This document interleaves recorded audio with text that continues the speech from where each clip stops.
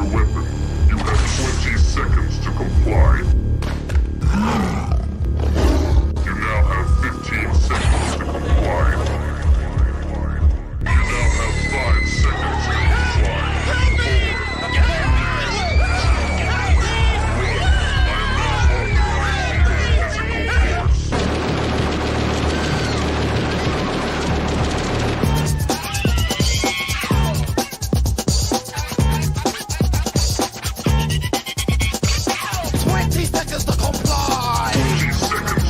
4, 3, 2, 1. I am now authorizing physical force.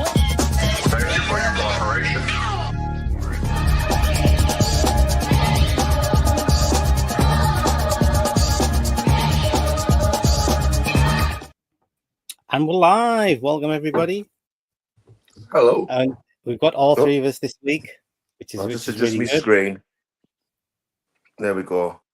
So this week we're going to be discussing the very, very best of horror via a bunch of questions, and we're going to be doing G.O.A.T Talk, the horror edition.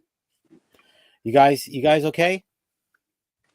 Living the dream. Living the Living the dream. Been a Trying to beautiful get weekend. sponsored.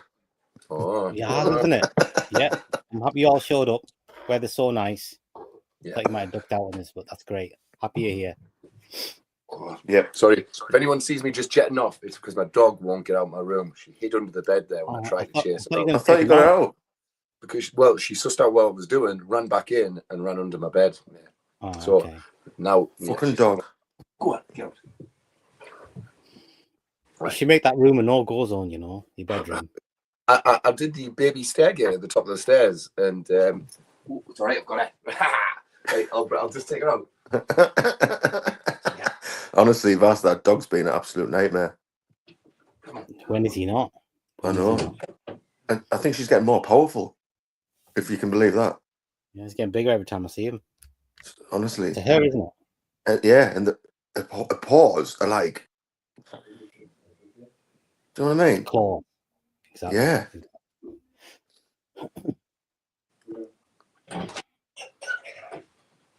You know, I eventually saw Nosferatu. I watched it, and it was exactly what I expected it to be. Really, Was just it? some movies you just know what they're going to be like, and there was like no surprises. It was exactly what I thought it was going to be. I thought it was going to be overlong, and I thought it was going to be a little bit boring and a little bit tedious and very nice to look at, and overall beautiful to look at. Totally pointless. And that's exactly what it was. It was exactly that. Yeah. And you couldn't understand a word he said. I just about stayed interested till the end, which is pretty good. But like, I don't know the point. Just watch Dracula. Yeah, exactly. To be fair, you know what? Yeah, it's all. Why didn't he just make Dracula? He should just make Dracula at the cinema. Don't know. And I watched Presents. Finally got around to watching Presents. What did you think of that? I thought it was fucking terrible. Did you? The last 20 minutes Yeah. was a bit interesting. Yes. But Which one's that? It was just an excuse for drama, like a bit like a drama dressed up with like a little coating of like a ghosty. Yeah. But like I was waiting for something to happen, and it was just Did you see what I mean? That it could have been like a part of an anthology, a half-hour segment or something like that. It just didn't have to be a full movie. Like, yeah. But, I mean, it's made for what it was made for. It's made a bunch of money. I mean, it was another movie made on an iPhone. I'm surprised I got onto the cinema. I mean, I am surprised he got a cinema. cinema. Oh, that one. Yeah. Yeah, I don't know how you managed to watch that at the bloody cinema, Pete, and I would have been devastated. Well, listen, I think it says everything, Vass, that I take a girl on a second date, everything's going swimmingly well. I take her to go and see the movie Presents, and then I never see the girl again. What does that say? That tells me the movie sucked, Peter. The movie fucking sucked. So is that on the dodgy box? Sorry, other streaming services are available. That's how I downloaded it. Oh, right. Yeah, that was another one. I had it downloaded for maybe 6 weeks, maybe 2 months. It was sitting there, and I'm like, I know I'm not going to like this. And then I watched it, and I'm like, oh shit! It's just what I thought it was going to be, just boring and like just like a kitchen sink family drama thing, and then It does look a bit boring. Like. a little bit of stuff happening at the end, and then that was it. It was over, and I was like, oh god. I did see. I know I had a look today, and I saw that the movie Freaky Tales has just been not released, but leaked, whatever. That's the horror anthology. It's got Pedro Pascal in. It's getting a cinema release, but now he's not busy. Just been leaked today. Oh, okay. So I'll maybe check that one out. I did a movie I watched the other night, guys. Oh. That's the one, buddy. That's the one. Oh shit, that's me. That's me. Never mind, that's me. Carry on. A movie I watched the other night. I don't know if you guys have seen it. Have you guys seen Dude Bro Massacre 3? I've never heard of it. No, I've only seen part 1 and 2. I didn't know there was three. There is no such thing as part 1 and part 2. It's just Dude Bro Massacre 3. It was really fun. I would recommend checking it out. Find it and check it out. You know what I mean? It's plenty gory. It made me titter quite a lot. There's quite a few good giggles in there. It's nothing classic or anything like that. But if you want to waste an hour and a half and have a laugh and see some good gore, it's awesome. It's got a really good intro because what it does, it says it does a recap of parts 1 and 2. So you get the first two. Well, they've never been made. Yeah, exactly. You get so you get the first 2 movies in the first 5 minutes. So there's loads of gore there, and it's really good. It's really funny. That's the one. Looks good. Dude Bro. It's Dude Bro. Oh, Dude Bro Party Massacre 3. Dude Bro Party Massacre 3. Yeah. What about the party? Yeah. So yeah, I would check that out. It's funny. It's funny, man. Look, super low budget. Oh yeah. But it manages to get some good gore stuff in there. Like I said, it looks very low budget.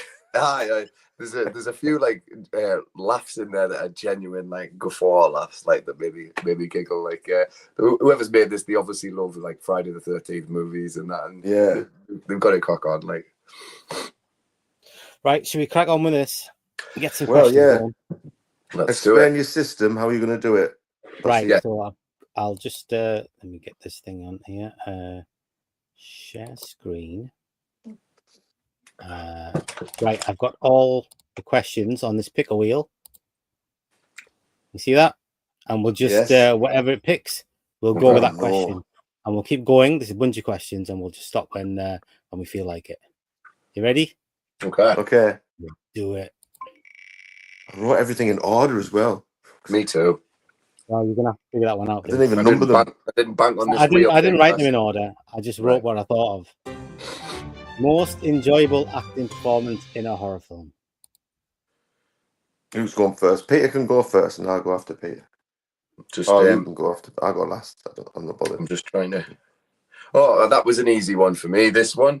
So I went with Bruce Campbell in Evil Dead 2 and 3. I think that's the most enjoyable acting and performance. So as in enjoyable, guffaw, happy, joy. That's a really good one. Honestly, I didn't even think of that one. Yeah. That's an awesome answer. What did you get? I'm looking for it now. See, you didn't write them in the wheel thing, didn't you? Not either.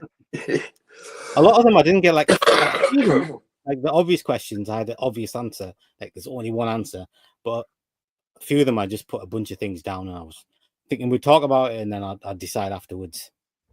But I'm going on the side of Pete's answer there because that's a really good answer. Yeah. Well, and I didn't have that down at all. If you're going for enjoyable acting, I'm going to go for Pinhead. Do it, Paul. Do it. So is that Doug Bradley then? No, don't do that. We were. No, I had Pinhead / Heather Donahue. Heather Donahue. Blair Witch. Oh, right, okay, yeah. Fair play. She was everyone slagged her off for that movie, but I thought she was great. I thought the movie kind of was on her shoulders. Like if she didn't work, the movie didn't work. Yeah, exactly. Yeah. I would agree with you, mate. I would agree. Good choices, mate. So I had 2 there, so I cheated a bit.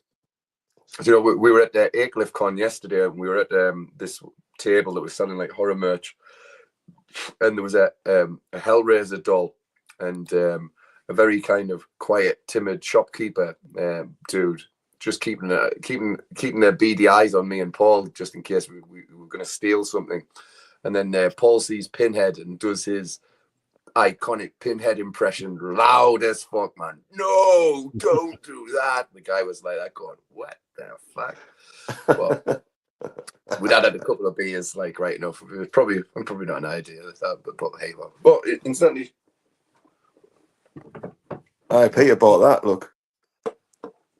Oh yeah, you sent us the picture. That is cool. Yeah, Is that cool. properly signed? Is it? Properly signed by the girl who did the voice of the demon. Yeah, presumably she's dead now. She's dead now. Yeah, she's dead now. But yeah, good day. So right, so I had Bruce Campbell. You went with Bruce Campbell as well, Bass? Is that right? No, I haven't decided yet. I had down Brad Dourif in Exorcist 3. Yep. So I just enjoy the hell out of that. And I had John Lithgow in Raising Cain. I thought about John Lithgow. Twilight Zone, the movie. Yeah. Both those performances are amazing. And I also had Roddy McDowall as Peter Vincent in Fright Night. That's a great one. I love his performance in that. That's a proper enjoyable performance. Like. Yeah, exactly. Yeah. And I also had that the couple in People Under the Stairs. Uh-huh. Oh yeah. The wifey and the husband, although they're not. Yeah. They of Twin Peaks, weren't they? Yeah. I thought they're cool, man. Yeah, totally. And he's also great. Is it Everett McGill they call him? Everett McGill. That's right, yeah. Yeah. Good actor, Everett McGill. Very good. But you know what? I'm going to go with yours, Pig. Yours is the best. Bruce Campbell. Wait. Okay. Well, that's good. That's a good start.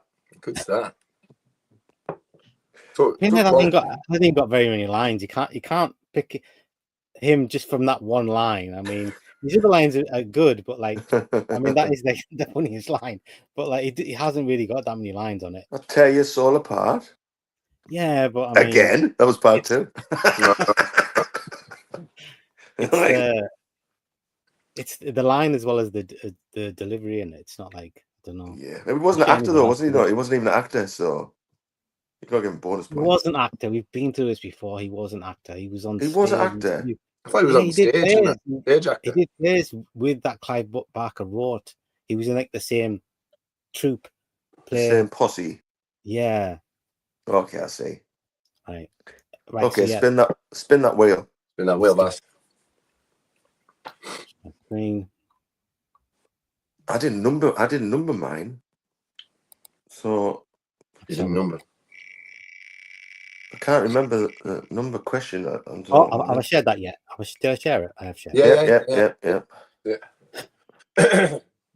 We've got G.O.A.T single effect design used in a horror film that is now permanently linked to that movie. Did you understand the question? Yes. Because you can see it two ways. Because you can see it as let me just get rid of that screen there. Because you can see it one way is like something in the movie that is like, if you were to hear it, you would just or see it, you would automatically know what movie it is just from that thing, like a sound effect, like in Aliens, that you just hear the sound of that machine gun, and it's nothing else but aliens. Machine gun, machine gun, or if you see like the shape of the alien's head, it's like if you see anything even similar to it, it just makes you think of aliens or alien or whatever. Yeah. But the other way you can think about it is when you watch a different movie and they've used an effect or like a design that's similar to what you've seen. Like when we watched, remember when we watched Cobweb, Pete? Yes. And the best thing in the movie is the dream sequence. Yes. And the wifey has got these glowing eyes. And both of us, what we thought was reminiscent of straight away was Salem's Lot, was the vampire eyes in Salem's Lot. Yeah. That's also what I was talking about. So I get you. Either way, you wanna play it. I get you.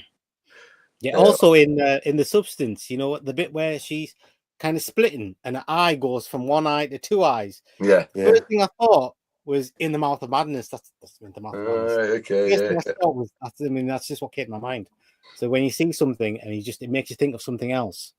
So because I don't think that was an intention, either just part of the story, but that's when I see two split eyes on it and one eyeball, I think of In the Mouth of Madness.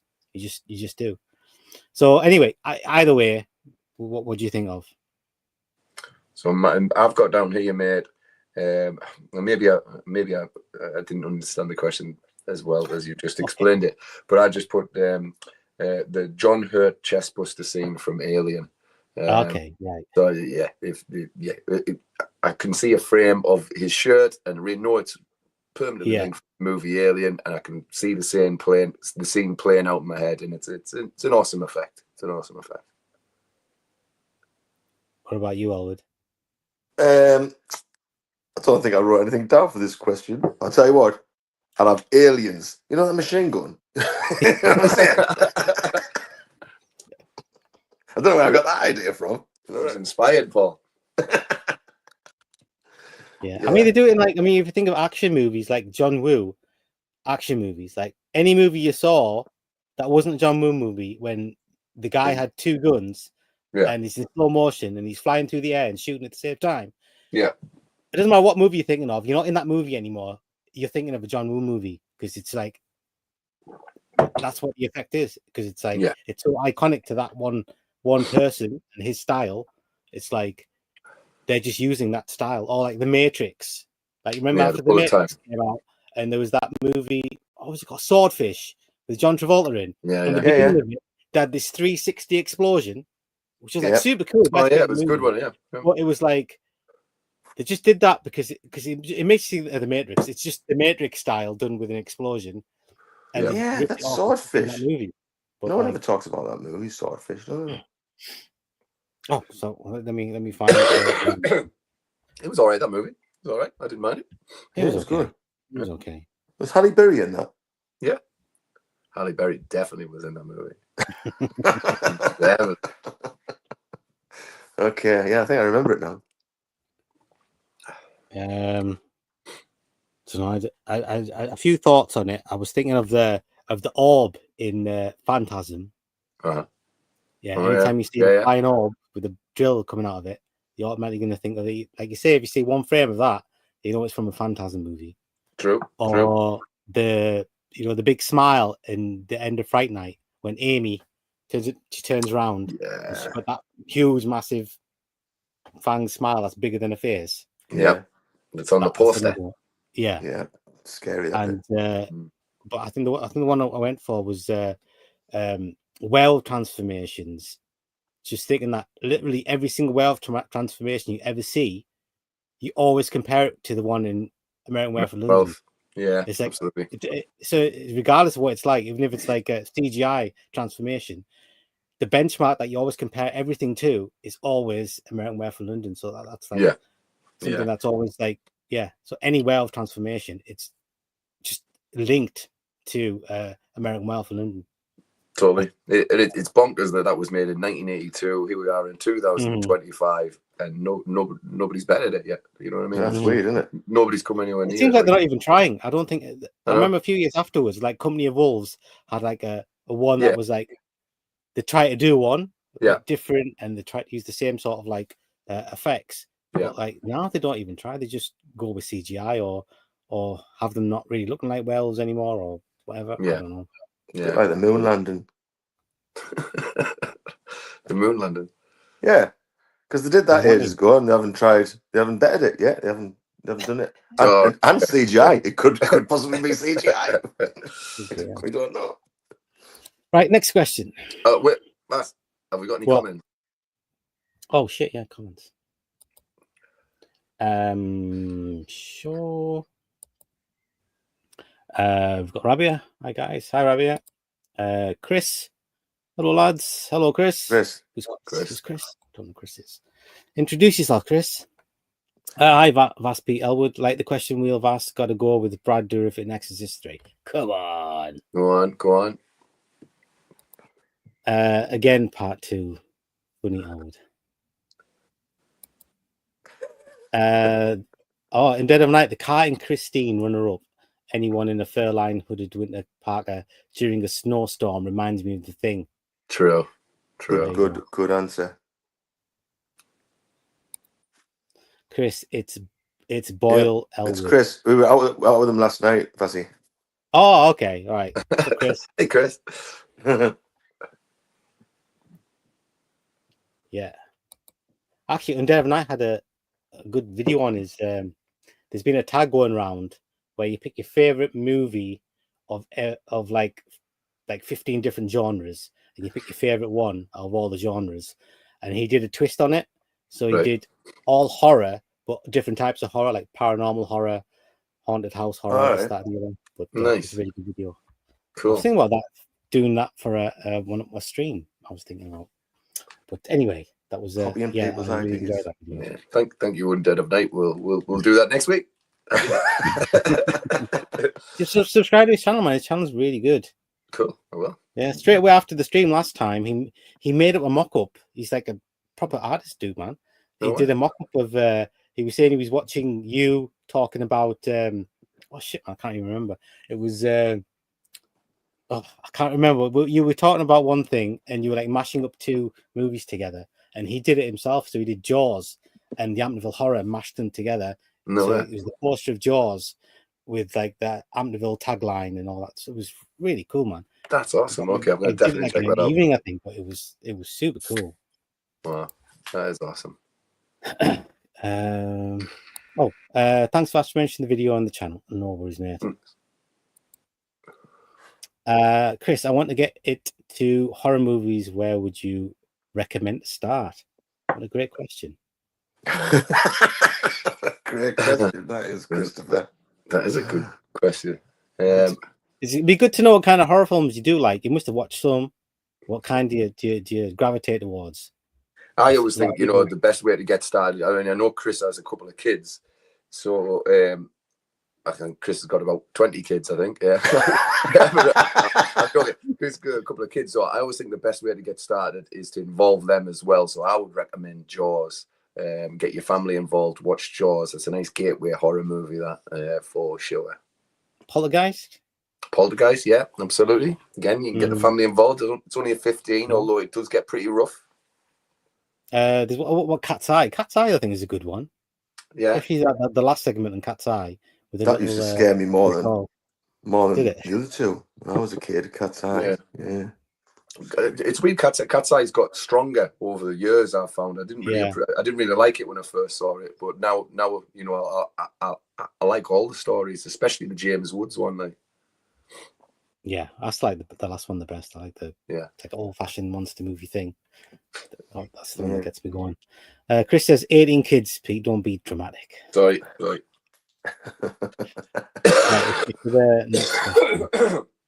I'm shocked Pete actually asked me to go to the comments instead of saying leave the comments. Don't go to the comments. Ignore the comments. I was keeping you right. Can you make up for it, dude? No problem. Right, let's go to the next question. We're spinning the wheel again. All right. Okay. Can you see that? Yeah. Yeah, let's do it. Yeah. Awesome. Right. Yeah. Next question is: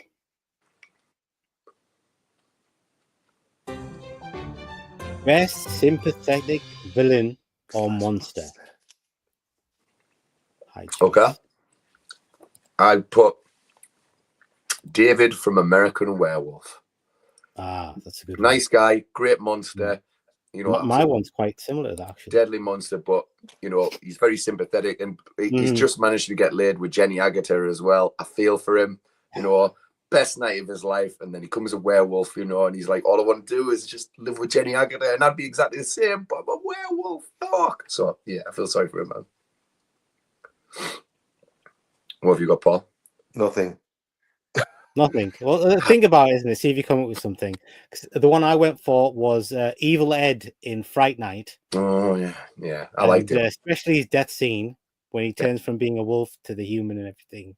And I think Roger McDowell's got a lot to do with that as well. But that scene there, I thought you were really very, very sympathetic towards him.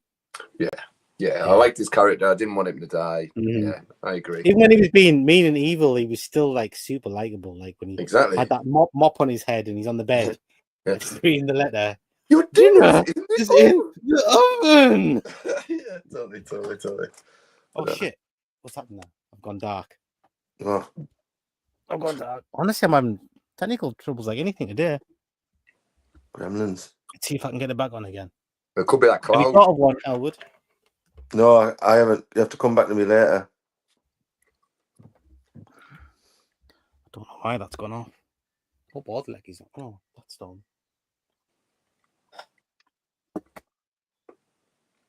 So should we just skip you then? Yeah. Oh, Undead of Night's got an awesome answer. Norman Bates is Psycho 2. That's a fantastic. That's a good answer. Really good Yeah, one. no, that's a good That's answer. a really good one. Yeah.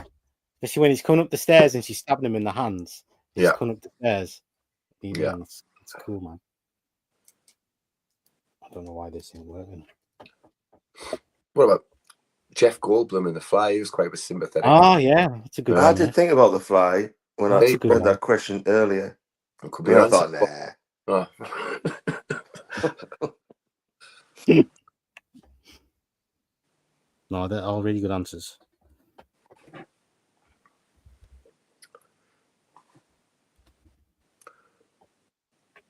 Come on. What's the matter, Vassy? Look. I've got my lights back on again. There you go. There you go. Go back off again. I don't know what to do. So I have to leave it with one light for now. We'll see how it goes. Undead Knight says yes, The Fly is an excellent choice. That is a good choice. Right, let's go on to the next question. Cool. We should have forced Albert to give an answer. Like, you must be able to think of something, man, Albert. Howie, Paul, come on. I can't. Okay. You said you'd done all these. You said, I asked you at the start, did you do the questions? You're like, yep, every single one. Yep. I might have lied. You're only lying to yourself, son. You're right. The next question, let's go.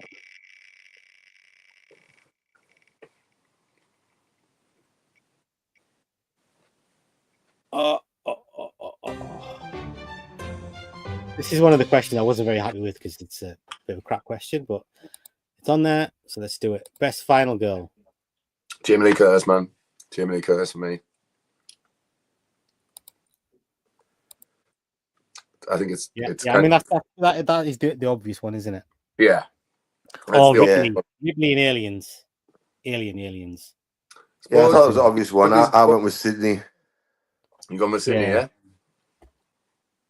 I was thinking of that, one who I thought was really kick-ass was that one in You're Next. The lassie. She was good. Yeah, she was good. Kicked ass in like the last 30-40 minutes. I really enjoyed that. Thought she was like really excellent. Let's see if I had any other answers. Now I'm back on the thing.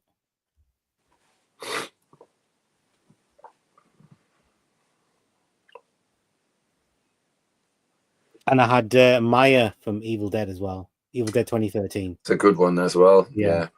Although I will say, like, I did think about Maya, but I ruled her out because she's kind of evil Maya all the way through, and then she only kind of pops up in the last 10 minutes, like healed good Maya again. She takes it to him in the last like 20 minutes or whatever, doesn't she? I mean, she's fucking phenomenal. She does. She gets stabbed. She gets her hand cut off and all that. She goes fairly through it. Like, And she does the chainsaw as well. That's awesome. Yeah. I mean, like for badass, I was thinking of those two. So when I think of best, that's what I was thinking of when someone's like turns badass. Fair play. Right, let's go with the next one. I knew we'd get to that one quick because I said that was one that was like an obvious question. But you guys didn't give me any alternative questions, so I had to keep it on there. Can you see that? Yep. Yeah. All right, let's do it. It doesn't work anymore, my thing.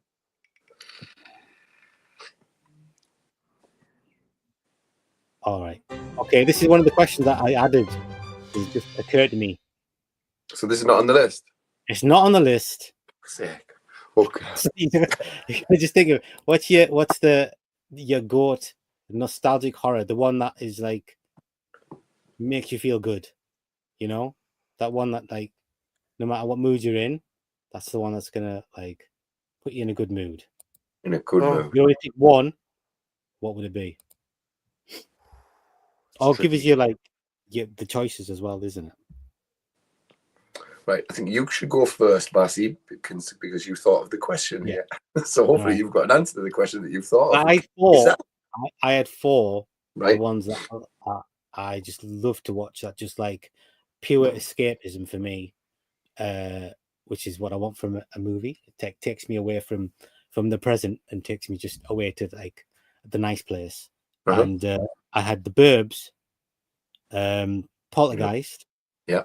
Fog, and Halloween. Those 4 are the ones that just do it for me. But if I'd had to pick one of them, I'd pick The Burbs, to be honest. The Burbs. The Burbs is just the one. I love that the world in The Burbs. It's just a place you want to be. All the other ones, like bad stuff's happening, so you don't really want to be there. But it's like you just really enjoy I'll have a look at this list. You enjoy the world, watching what's happening and everything, and it's very immersive. But that Burbs is the one where it's like, I would love to live on that street, man. That'd be so good. Mayfield, I think it's Mayfield Place. That was like, I'd love to live there. I'd love to be next door neighbours with Ray Peterson and them lot. I think I'll have to go with Gremlins. Gremlins, that older movie that I can stick on and just enjoy it, and just, there's not a scene that I don't like out of the movie. I laugh my ass off still to this day. It takes me to that happy place that you're talking about. Yeah. So Gremlins for me. What about you, El? What fills you with joy? I'll go for What We Do in the Shadows. Okay. Come on, be serious. That's fucking brilliant. I love What We Do in the Shadows. Awesome. Not the one you fall asleep to. I mean, the one that you just watch and like makes you feel warm and fuzzy when you watch it. What We Do in the Shadows. Okay. Oh, you know what it is? I thought you said the Book of. I thought you meant Book of Shadows. No, that's the best film of all time. Book of Shadows. What We Do in the Shadows, really? Oh, that's interesting. That's I must have seen that film. Isn't it quite new though? Isn't it quite a new movie? I got the end of it, to be honest. All right, cool. It's not that new. Well, there's been TV shows about it as well. There's been like 5 TV series. I suppose it's a good 10, 12-year-old, something like that now. Undead of Night said Sarah in The Descent. She is kick-ass. Really, she is kick-ass. Yeah, a very strong woman. Undead of Night said Creep Show, working on a Geordie Verrill diorama as I'm watching the live stream. It's just amazing, honestly. Awesome. I wish I had that talent like that. I really do. The Fog. I should have picked that one also. Yeah. See, sometimes when you have a question from nowhere, it makes you think in it, and you can just. That's true. Right, should we do the next question? Next question. Let's do it. Pick a wheel. Share.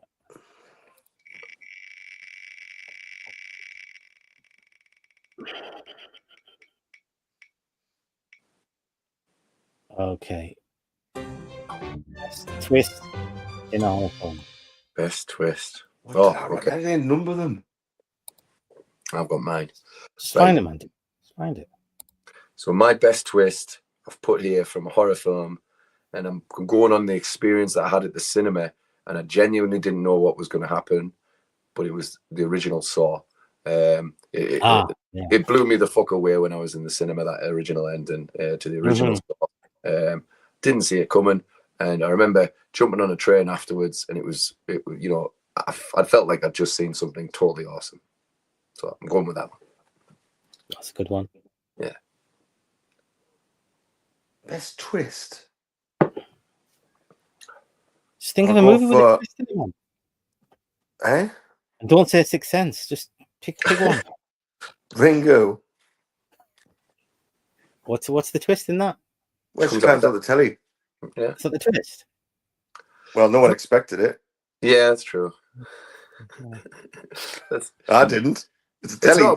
It's not a plot twist. It's an event twist. But it did surprise the shit out of me. Like I have to say, Paul, when I saw that, I did kind of step back a little bit as to what I was looking at. Like, is this really happening? Yeah, totally. Mental. It's a good movie, that, isn't it? Yeah. Was it not the twist in what's that? What's that werewolf one called? Silver Bullet, where you find out it's the preacher dude. Was that not like an amazing twist? That was. You didn't see that coming, did you? No. And again, it's Everett McGill where he's doing the garden and that, and he's going, "That's okay, Janie. Little brothers sometimes do that." And he's got his eye patch on. There's a little patch of blood on there, and you're like, that's that motherfucker right there. We know it's you. Yeah, exactly. I picked Jacob's Ladder is what I picked. Fair play. Fair I play. like that when you Yeah. realise he's already dead. Mhm. Oh, It's just- spoiler.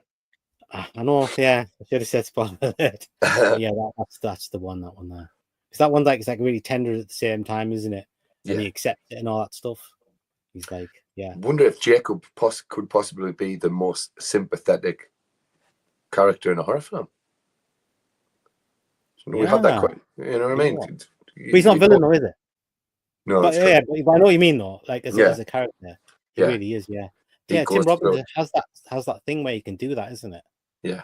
Like, Yeah, he goes do through the ultimate mill in that movie. I think if there was one movie where, you know, well, there's lots of movies, obviously, but if there was one movie, you know, where you ever ask yourself that question, what movie would I rather be in than not be in? I definitely wouldn't want to be in the Jacob's Ladder universe. Like, fuck that. Yeah, you wouldn't want to experience any of that. Stick me in Do Bro Party Massacre 3, but not Jacob's Ladder. Yeah, definitely. Yeah. I mean, that's the thing when it's like when you feel like you're going crazy and stuff not making sense. You don't know what's real and what's not real. Like, there's no way to deal with that. At least if there's a slasher against you or something, you've got a chance of survival with that. Tangible, yeah, exactly. Chance. Even like a bloody werewolf or something, you got a chance. Yes. But like being crazy, like all this mad stuff happened here, and demons and shit. That's like you're in for it. Yeah. What's yours, Vas? What was yours? Oh yeah, no, mine was Jacob's Ladder. Jacob's Ladder. Oh yeah. Right. Undead of Night said the others, the twist in the others, where she's a ghost. The others is fucking great. Like I have to say, and I do love that twist, and I do love the execution of that twist as well. It's absolutely stunning. I'm sure it reminded me of something else when I first saw that. I'm sure there's another movie where the person is actually or am I thinking of Sixth Sense? Possibly. Is that before? Oh, it was after Sixth Sense, wasn't it? He says these questions are fast. I just now looked at your post with some. Yeah, I did post the questions. Yeah.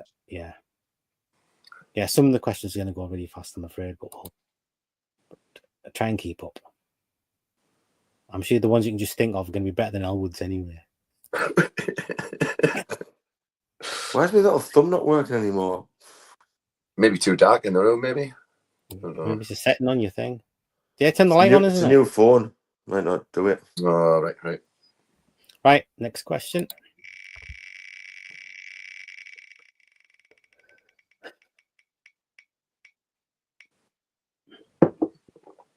Oh, this is a tough one. Very tough question. Most influential horror film on modern horror cinema? That's it was a tough one, mate, but I've just gone back to Jaws. I think it's a tent pole of a movie. It was like, you know, could be like Texas Chainsaw Massacre, in fact, like a blueprint on how to make an effective shocker, and I think Jaws is that. So what movies use that like? Well, how is that translated when you watch modern horror films? That's a good question, Bass. You know I'm a little bit hungover, don't you? Right. If it's influential, is it? I'm going to go cinematography, setting up. What do you mean cinematography? What do you mean by that? Yeah. So the way Spielberg sets up a scene, if you like, whenever you go into a scene when you're watching a Spielberg movie, he tends to show the four corners, if you like, of that world. So as a viewer, you know where you are, and then he identifies where a threat is going to come from. So the barrels, for instance, and then he shows you how the scene is actually going to play out, and then the tension comes from there. I see that all the time in different movies. That's like Is that not just the way it's always been done? Say again? Is that not the way it's always been done? Not he did it really well, but like, is that not the way it always is? Is that not how you set up a scene? Like, he didn't invent that, did he? He didn't invent it, no. But I think when it came to kind of like genre movies and stuff like that, you know, it introduced a little bit more quality for me. Anyway, this is just my take on it.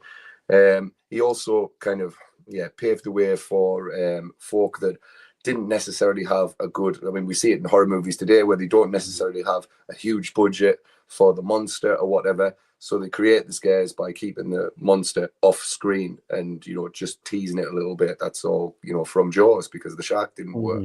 and we still see that today. That I don't know, man. Literally every monster movie that they came out in the 50s and 60s, it's like you only see bits of the monster and then you see the whole monster at the end. It's like that's just the way they worked. Really? Well, Yeah, I don't know. all the old black and white monster movies. Mm. That's how they do it. That's my answer.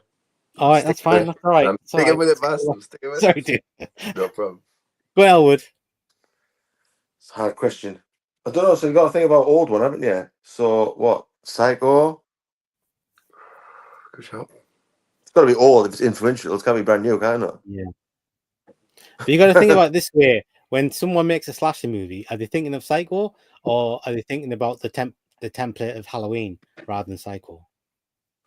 Yeah, possibly. Yeah. Good job. Good So job. it's Halloween that's doing it, even though Halloween might have been influenced by Psycho, or they say Halloween was influenced by Black Christmas, but like all the future filmmakers aren't looking at Black Christmas, they're not looking at the Psycho, but actually looking to Halloween. It was, didn't it? It did rip off Black Christmas, didn't it? A bit. Okay. Yeah, it did. Yeah. But it did everything better. Yeah. Yeah. It was flawless. And did it in the way. I mean, that was like a super hit movie, wasn't it? Like it struck a chord with the audience more than Black Christmas did. So there was like something extra special about that, even though it had its own bits that it cribbed from. Because yeah, I had three. I had Night of the Living Dead. Of course, yeah. Zombie, yeah. And I think I was thinking Halloween as well. Yeah. And I was thinking of Blair Witch. I'm thinking, yeah, exactly. No Blair Witch. Good show, yeah. All genre horror movies that even regular horror movies do normally. Well, not normally, but like it's very common to see bits that look like found footage bits that are like filmed on video or filmed like, yeah. So I thought that was like super influential movie on modern cinema. Yeah, it did influence the found footage, didn't it? Totally. Good show. Yeah, I mean, you could even say something like Saw. I mean, Saw was like a new thing at the time. Like before Saw, there was nothing like Saw. Then Saw came on, and then like that type of movie just became a thing. Yeah. Never did it as well as Saw, but like that was like one that was, even though it's in the 2000s, but still it's like super influential on modern horror. I don't think you would be getting stuff like as like sadistic and cruel as like movies that are just, it's par for the course now. Yeah, when you could say that about obviously the original Ring as well, because you know after the original Ring there was a slew of long black-haired ghosts kicking about. But everywhere, weren't there? Yeah, couldn't get away from them. Yeah, totally. Yeah, that's another one where we were talking about an effect that is associated with a movie. Like anytime you saw that, even in Japanese movies, when you would see that, because I think it's like a common like cultural thing. But anytime you see it, the first thing you would think of is the Ring. You just think of the Ring. Definitely. Right, let's see if you have any. Yeah, Undead of Night is on my wavelength completely. He said Night of the Living Dead and maybe Halloween for the slasher type. There you go. Undead of Night, good call on the dark-haired ghost in Asian horror. I love a dark-haired girly ghost. They do, like no blokey ghosts, no men, dark-haired men ghosts. There's got to be a girl. Yeah, well, the ones I've seen, but like you look at what's the movie where the plane falls out the sky? Is it Cure? Everybody's dead in that movie. No, is it, what movie am I thinking of where the plane falls out the sky? What, an Asian film? An Asian film. Pulse. Japanese, Korean. Pulse. I was thinking that's the one I watched the remake of, and there's a bit where a plane falls. Yeah, Pulse. They didn't make much of that though when that happened. There's loads of men who are also dead in that one. They've got that same kind of Ringu movement thing going on. This kind of distorted reality to it. It's but loads of men in that. But generally, it's girlies. Yeah, it's scarier, aren't they? Yeah, definitely. In real life as well. In real life, exactly.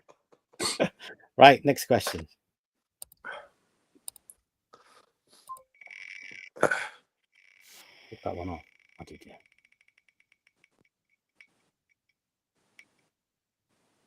All right, okay. Well, this one connects very well. Greatest international horror movie. Just been talking about. Favorite one. Yeah, Is listen, I've got Ring. I've got So Ring. have Yeah. What have I got? I think I can remember anyway. The Grudge. I think actually I had two choices. One was The Grudge, and one was Train to Busan. Oh, good show. Yes. Yeah, good show on that one. But I think I'm going to go with The Grudge, because that's the non-English movie that had like the greatest effect on me when I first watched it. Yeah, it is great. Yeah, it is great. To be fair. So you went with The Ring as well, and was he a little boy ghost? Yeah, the little boy ghost. But There we go. the woman as well. I was just thinking, it's the woman as well. She was even more creepy, the woman. Yeah, she was. Yeah. So the little boy didn't he like sound like a cat quite a lot? Yeah, he did.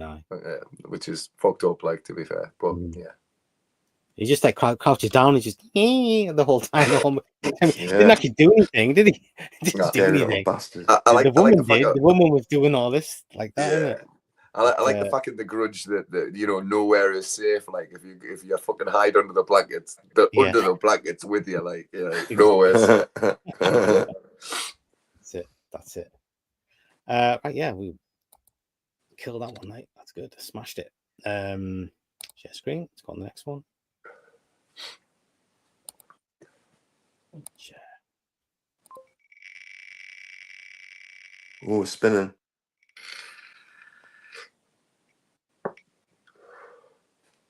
Oh. Best horror film that has great moments but overall isn't brilliant. Does that make sense? It does. Yeah, but I haven't got a clue. Just think of a movie that had lots of good parts in it, but it wasn't like a brilliant movie, but it had lots of good moments in it. Like Book of Shadows? No. I've got Nightbreed. It has that's an amazing film. No, don't say that. It's a phenomenal movie. It has lots of good moments, but overall, it's not a very good movie. It's an ST movie right there. Yeah, honestly. I mean, it does have the iconic run and all that, but we're not talking about the game. We're talking about the movie. Sorry. Yeah, I'm going to say Nightbreed, and especially the Cabal cut of Nightbreed as well. It has good moments, but it's terrible as a film. We're just talking about the. But the original cut is a bunch of good moments, but I think there's something that just this doesn't work. It's one. The way I look at it is, it's the movie where like you're waiting for the good bits rather than like you get impatient in between because it's not that brilliant when you're watching it. Rather than a movie where you're with it the whole time and you're just waiting for the good moments, the set pieces. And yeah. What have you got? Did you pick one, Elwood, or not? You haven't thought you didn't? No, pass. Can you not just think of seriously? You must have watched tons of movies that had lots of good moments in, but overall wasn't brilliant. Yeah. Hellraiser. I tend to switch them off. Yeah, I mean Hellraiser's one. I mean, it's not a great movie, but it's got lots of cool moments. Yeah, I'll go for Hellbound then. Hellraiser 2. Yeah, actually, I kind of agree with you there. Hellbound. Yeah, that's a good. It does have lots of good moments, but yeah, and another one for me is Phantasm 2. I love the set pieces, all the stuff with the ball, all the stuff with the tall man, but like there's a lot of just driving around and checking places out and nothing really happening until the last minute, and it just gets a bit monotonous. But like those bits are super awesome. Yeah, but I think the one I went for was where's the one I went for? Let's have a look.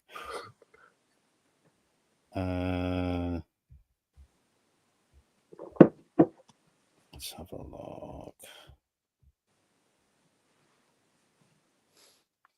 I went for Lord of Illusions because I love all the set pieces in that movie, all the moments, but all the stuff in between is just I have like very low interest on it. I think that it's just not very engaging at all, the film, but the set pieces I thought were all outstanding. And the last 20 minutes is brilliant. The last 20 minutes of Lord of Illusions is brilliant. Do you realize we've all just chosen Clive Barker movie? Oh fuck, you're right. All three Clive Barker. Clive Barker. Holy crap. Yeah. Problematic, that lad. Yeah, problematic. That is so weird. That's so strange. Yeah. How do we do that? Yikes. But I disagree about Nightbreed. I've got to say, Pete. It's a hellish movie. Nah. House 3 is another one. Lots of good moments to it, but it's a little bit. Yeah, not doesn't feel. good. Yeah. I Some think feels. none of it makes sense. You're not really with the movie because it's Yeah. not making any sense as it's going through. And you're like, just stuff's getting thrown out, and I like the stuff, but Shockers the same thing. It's like the stuff doesn't make sense, but you like You know what? the individual scenes. Shocker's a great movie. Yeah, anything with Horace Pinkham when he arrives, the movie comes to life. Yeah, all the bits in between are a bit. But all the body it just doesn't tonally gel that movie at all. But it's got some really good standout moments. Exactly. Yeah. Exactly. Good show. I mean, there's movies that are like they're not great, but like they're just enjoyable. Yeah. Like, because I was thinking, because it's a Wes Craven movie, and I was thinking Deadly Friend. It's not a good movie, but I enjoy the hell out of it from beginning to end because it's so goofy, like all the way through. And I don't know, and the decisions they've made in the movie, and even the look of the robot, and just the whole storyline is just so nuts. Yes, I just enjoy it from beginning to end. I even enjoy the end credits when there's a crazy song on there at the end. And the BB song. BB. It's mental. So good. I haven't seen that movie in years. Yeah. So I think slashers suffer from this a lot. Like that's the difference between a good slasher and a bad slasher. Is that the good slasher is that, well, not even a bad slasher, but a slasher that's not great. Is that those ones? The kills are good. You enjoy the kills, but like you're not enjoying the whole movie. You're just waiting for the kills because those are the good bits. But the good one, like Jason Lives or something, it's just amazing all the way through. Yeah. It has all nice touches all the way through. Yeah. And it keeps you engaged, and you like the characters and this kind of thing, but a lot of them. But a lot of people, I think, to them a slasher is kills. A lot of people, and for me, that's not enough. It's not enough. Lots of movies have good kills, but like if you're not engaged with the movie throughout, then like it's like a one-time watch. So you watch to see that kill. Oh, that was a good kill. That was a good kill. That was interesting. That was inventive or whatever. Or, I mean, it's like that movie that we watched recently, Hard Eyes. You know, it was. How can I put it? It was just swimmingly entertaining all the way through. I loved Hard Eyes, dude. It's my favorite horror film of the year. I absolutely really good. Hard Eyes. Really good. Absolutely loved it. It's kind of one of those movies that just it kind of sailed under the radar. You know, it probably deserved a lot more success. It's on Netflix. I can't believe it's come on. It came out in February, and it's out on Netflix already. Jesus, that was my absolute. Elwood, if you haven't seen that yet, you should watch it. You'll love it. I think I put it on, but I think I fell asleep. No, you'll love it. You'll love it. Man. That's the one that nails every aspect of it, and the characters and the way the banter, and they're very likable and stuff. Yeah, I mean, it's the same guy that's in Scream, the black dude. Yeah. I hate him in Scream. I can't stand him. Most of the characters in the late Scream movies, I can't stand him. But he's like super like likable in this one. Yeah. Agreed. That was a good show. Yeah, lots of movies like that. Undead of Night, great question. The derelict church in Wolfenstein. Rest of the movie is uninteresting. He's got a total a lot of these, they're easily forgotten. Yeah, that's it, isn't it? Yeah. That's what stops you from coming back to it, isn't it? Absolutely. Or like that's the stuff like when you. Which with Wolfen, whenever Wolfen appears on one of the like a horror show where they're talking about it, they always show that clip, and you always think to yourself, I need to go back and watch Wolfen again. Same with Life Force, you always get the same certain clips. Life Force is another one. It's got some really good scenes, but I don't really like the movie because it doesn't. No, it doesn't pull you in all the way through at all. It's a mess. It's a mess of a film, but it's got some really good scenes. Yeah, definitely. It has, yeah. And just like little bits as well. Like when that guy runs to the cage and just kind of breaks into like ash. That's like an amazing like moment in the movie, but like the movie's not that good. Like overall, people loving that movie. Like I don't know why it's cult movie. I think that's probably the culprit of a lot of movies that you remember being good when you were a kid. Because you remember the good bits of movies when you're a kid, and you forget the bad bits. And then you go, "Oh, I remember I used to love that movie." And then you watch it again, and it's like, "Oh, it's not really that good, is it?" But remembering those good bits, but you're forgetting. That's the why majority of it. That's why Elwood won't watch Blair Witch 2 ever again, just in case. Just in case. Just in case, mate. Right, let's get on to the next question. Can it land on the same question? The wheel? No, it takes it out once it's. Clever.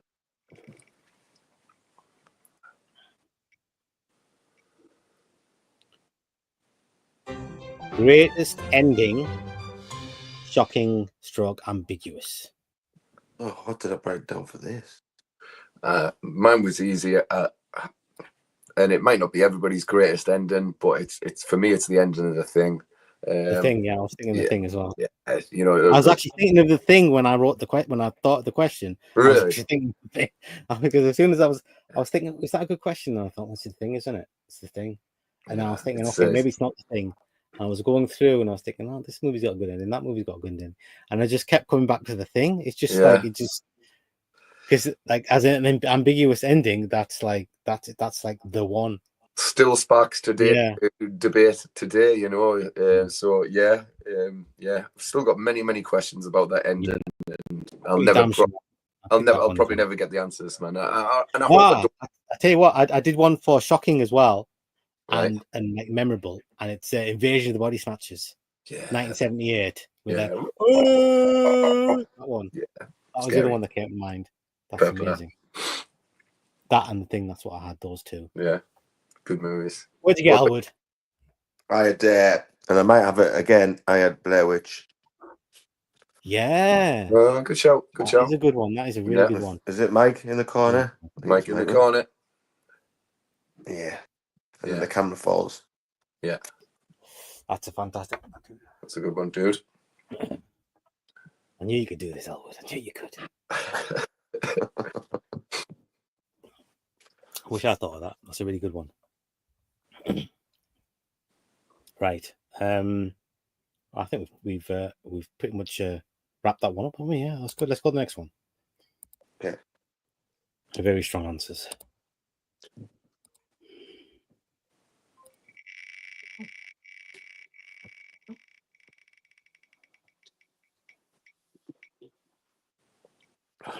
What's that say?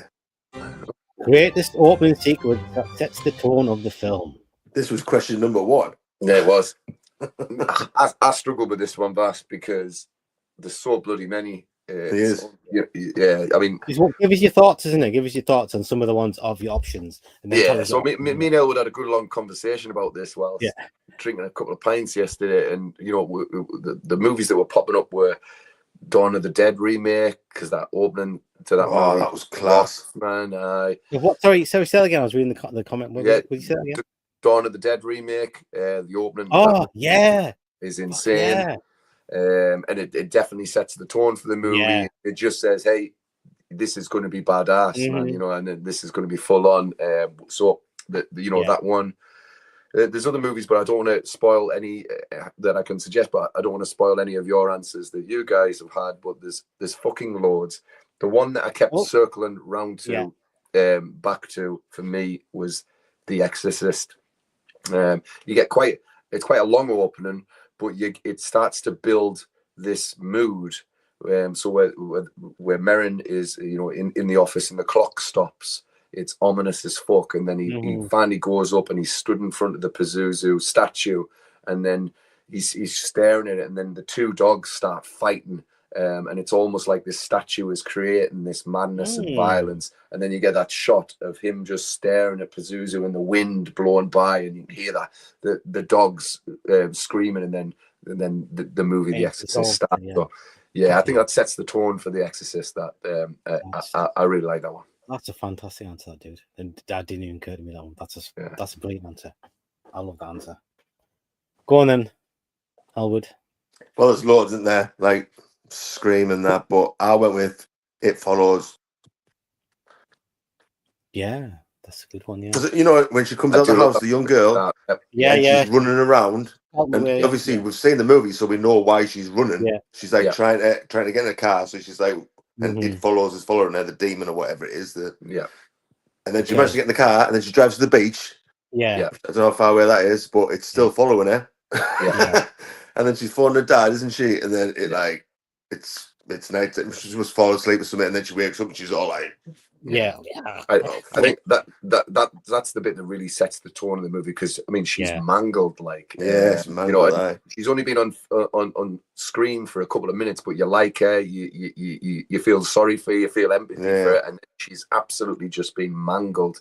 So it leaves you in no uncertain terms that this is a horror film. Exactly. As soon as you watch that, you think, "Fuck no, I'm watching this." What the fuck's going on here? That's off. Yeah. No, I agree. It's a good one, man. That's a good one. I'll quickly go through these things before I give my answer. On Dead of Night, saying the changeling off the top of my head. You put a lot of work into these questions and presentation. Fast, appreciate your effort.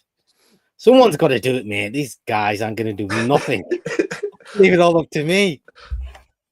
So more time on the questions than I did on the bloody answers. Tell you that. Thanks, dude. I appreciate that.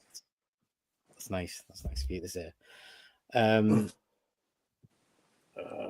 Right. Yeah, that changing is a good. That's a good beginning on the changeling. Yes. Is that what it's on about the beginning bit of the changeling? Must be. Kids get more down by that. Stops. Do you know what? There's another cracking one. The Moors, American Wealth, London. Yeah. Fucking rocks. Yeah, that is good. It's a bit long, like, gotta say. Yeah. It's a bit long. But it is really cool. Yeah. Michael Myers is here. All right, mate. Return of the Living Dead opener sets it up nice. Yes, it does. It does, like. Yeah. And it's funny too. Mm-hmm. And Dead of Night, runner-up, Exorcist 3, Demon leaving the church and falling down the stair. You know, that was my answer, was Exorcist 3. What was it? That first bit in the church. And the sound design. And the doors blast open. This is Exorcist 3. And then that's just... The scream. That just sets the tone to be... Yeah. This movie's going to scare the shit out of you. And that's what it always did. Seriously, when I got surround sound, the first time I ever got a surround sound system, that was the first movie I put on. Was that one there? Yeah, and I mean the second one was I like stuff with like big explosions and stuff. That was I think from Blown Away. There's a big explosion on the ship near the end.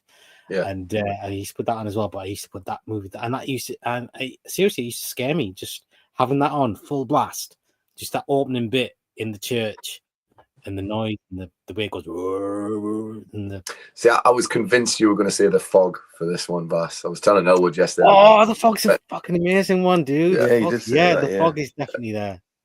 Oh man, The Fog and Halloween. The beginning opening of Halloween is like iconic, awesome isn't it? As well. Yeah. Oh yeah.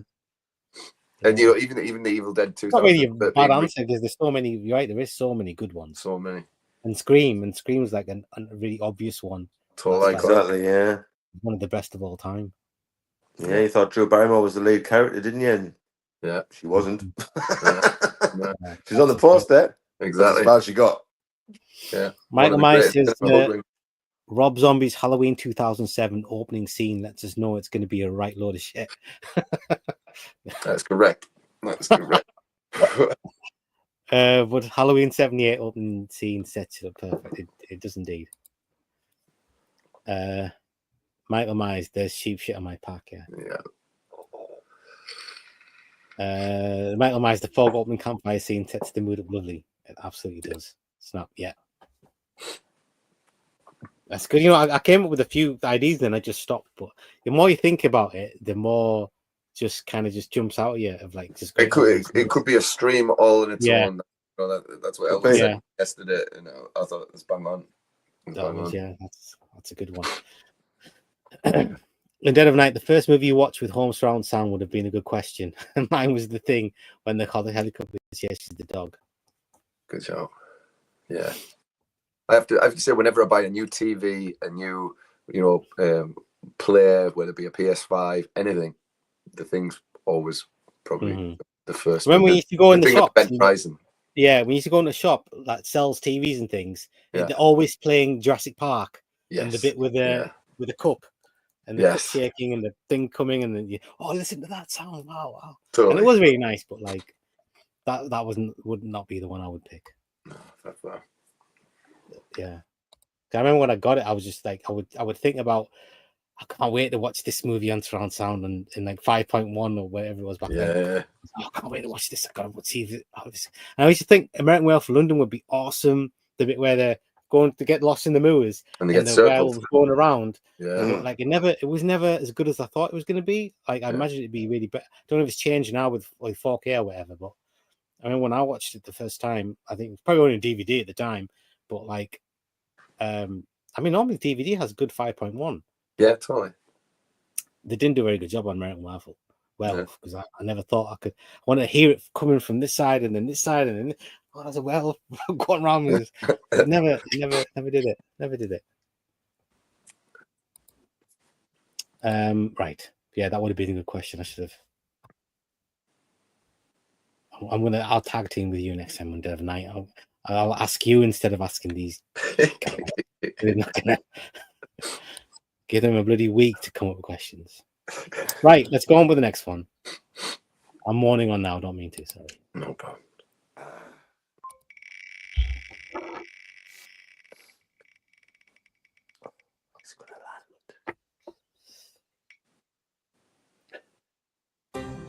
The most pretentious horror film.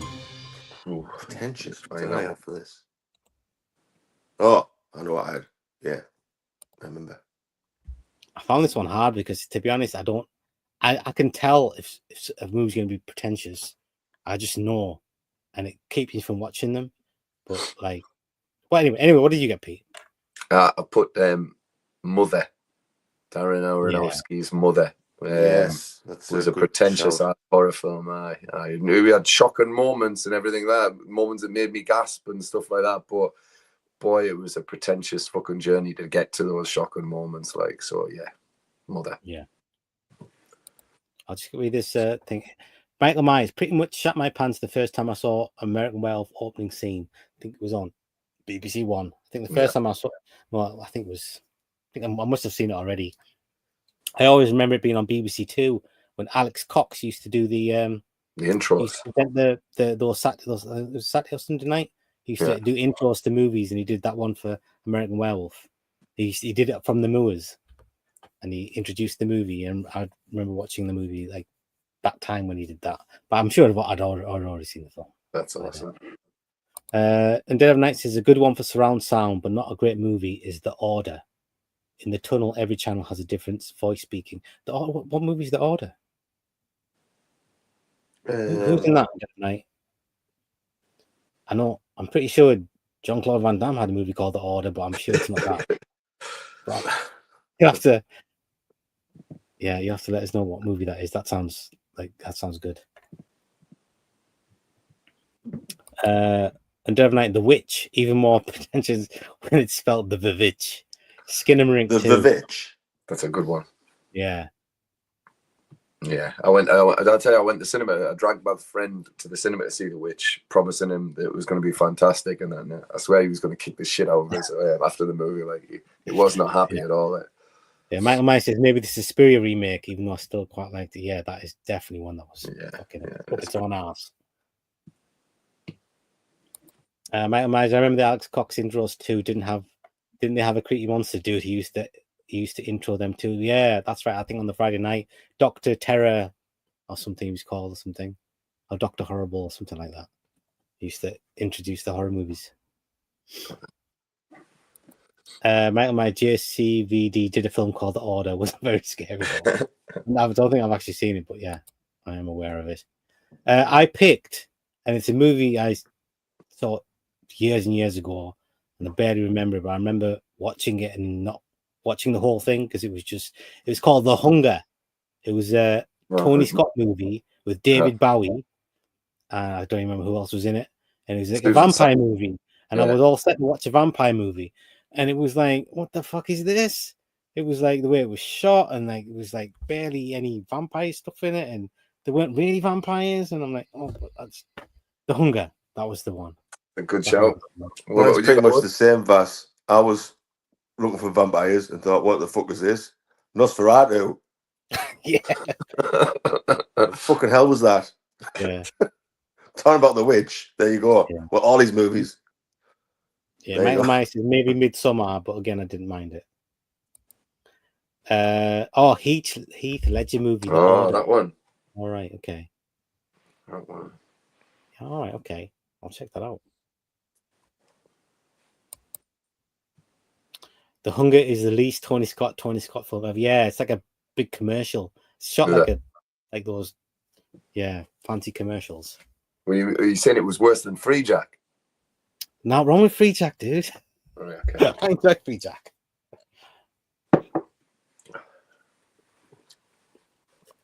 Right. Oh, good. I enjoyed that one.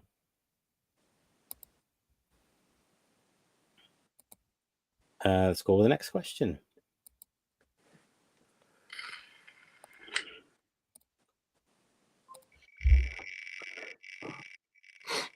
Doesn't look like that Looks like wheel's quite a getting lot of any questions on the smaller. board. Like, I don't know what's going on there. All right. This one shouldn't be too hard. The best found footage film. This shouldn't take long. I don't know why. I don't know why I put that as a question, but I did. Yeah. Blair Witch. Blair Witch. Blair Witch 2. I mean, Blair Witch. My favorite one, the one I actually enjoyed the most watching it, was The Host. A Host. Yes. Host, that right, one okay. there did it for me when I watched that movie. More than, Yeah, it's brilliant, that, isn't it? Yeah, Brilliant film. I absolutely adored The Host when I saw it. It's only on for like 80 minutes or something, exactly, isn't it? Yeah, but that movie was a ride, and that was like It was. That was a horror film. It's one that I need to watch again. I've literally only seen it once. So yeah, me, I've seen it a few times me now. too. And I enjoyed it so much. I don't know why I haven't gone back to it, but yeah, that was one that proper did it for me. I'm a bit funny watching found footage movies over and over again because sometimes they kind of lose their thing when you watch them the second and third time or whatever. Yeah, I find anyway. No, The Host doesn't. It's really good. Yeah, found footage movies. They shouldn't definitely. Hour and a half should be the maximum length of a found footage movie. Shouldn't be any longer than that. Should definitely be edited tightly because they can be very, very slow and boring. Yeah, you just have one because they take so long. That's why you always get the jump scares. Always work in those movies because you got your guard down because you're getting a bit bored. Yeah, and you're waiting for something to happen, and then it'll happen. And you oh shit, right, and then like that'll keep you going for the next 10 minutes, and then you start going down again. Anyway, Horse was the one for me. Okay. Michael Myers, Free Jack is epic. It is, mate. I'm going to have to track that movie down. It's one of the ones you never see on streaming sites or anything, do you? Like on channel streaming services. No. I've seen it on Prime or Netflix or anything. Mick Jagger's awesome in that. I'm sure it's not as good as I remember it, but I remember really liking it. I love Emilio Estevez. I think he's a fucking wonderful actor. Some boy. I enjoy everything he does. I thought Emilio was in there. He is. Yeah. I think he looks particularly short in that movie because Rene Russo is quite tall, so he looks like particularly short. Cannibal Holocaust, Michael Myers says. Does anyone gonna agree though? Found footage. Never seen it. I stay away from cannibal movies. Most of them. Do you know what? It's effective. It's effective. You do believe you're watching found footage, so I'll give it that. But I couldn't even tell the difference. If someone put it on, didn't tell me what movie it was, it says, is it Cannibal Holocaust or Cannibal Ferox? I'm watching. I'm like, I've got no idea, mate. And it's the cover of the thing. I don't know. Yeah, it's just not an enjoyable film for me. That's all. But people do love fucking Cannibal Holocaust, like. But yeah, it's not for me, that one. And Dead of Night says Blair Witch and the first Paranormal Activity. Good answers. Fair play. I've said it a million times. Paranormal Activity 3 is better than the first one. I like it better. Right. And Dead of Night, agree. Found footage doesn't really work on a second or third viewing. Horror in the High Desert 2 is good. Is a good found footage film. Horror in the High Desert 2. Ooh. Yeah. I've never heard of that. Have you not? Yeah, I have. Well, I've seen the cover. I haven't clicked on it. You're an expert about found footage a bit, aren't you, Elwood? I love found footage movies, yeah. No. You seem I'm just trying to look up a horror movie. I can't remember the title of it, but it's coming out. It's a found footage that folk are talking about, saying it's terrifying. It's something like The Devil's Soup or something like The Devil's Swallow or something like that. Yeah, I'll try and find it before the end of the stream. But they're saying that it's the next like proper terrifying film. Like I'll keep on looking. Does Creep and Creep 2 fall into the found footage? It does, yes. It does, yeah. Yes. You like them, don't you, Vassie? No, I don't. And I would never pretend I did. Michael Myers says, "Oh, he looks short in Loaded Weapon when he stood next to it." Yeah, he does. In some, yeah, he does. I love Loaded Weapon. Even though like 30% of the jokes don't work, but like the ones that do, it's a good time.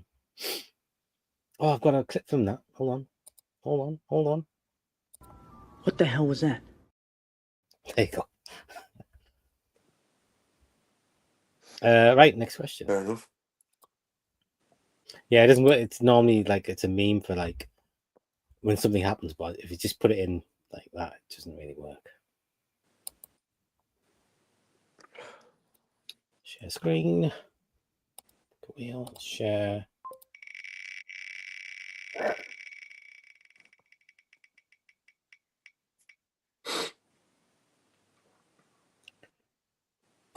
Most underrated villain. Underrated villain. What did I have for this? Ooh, let's have a look. Most underrated villain.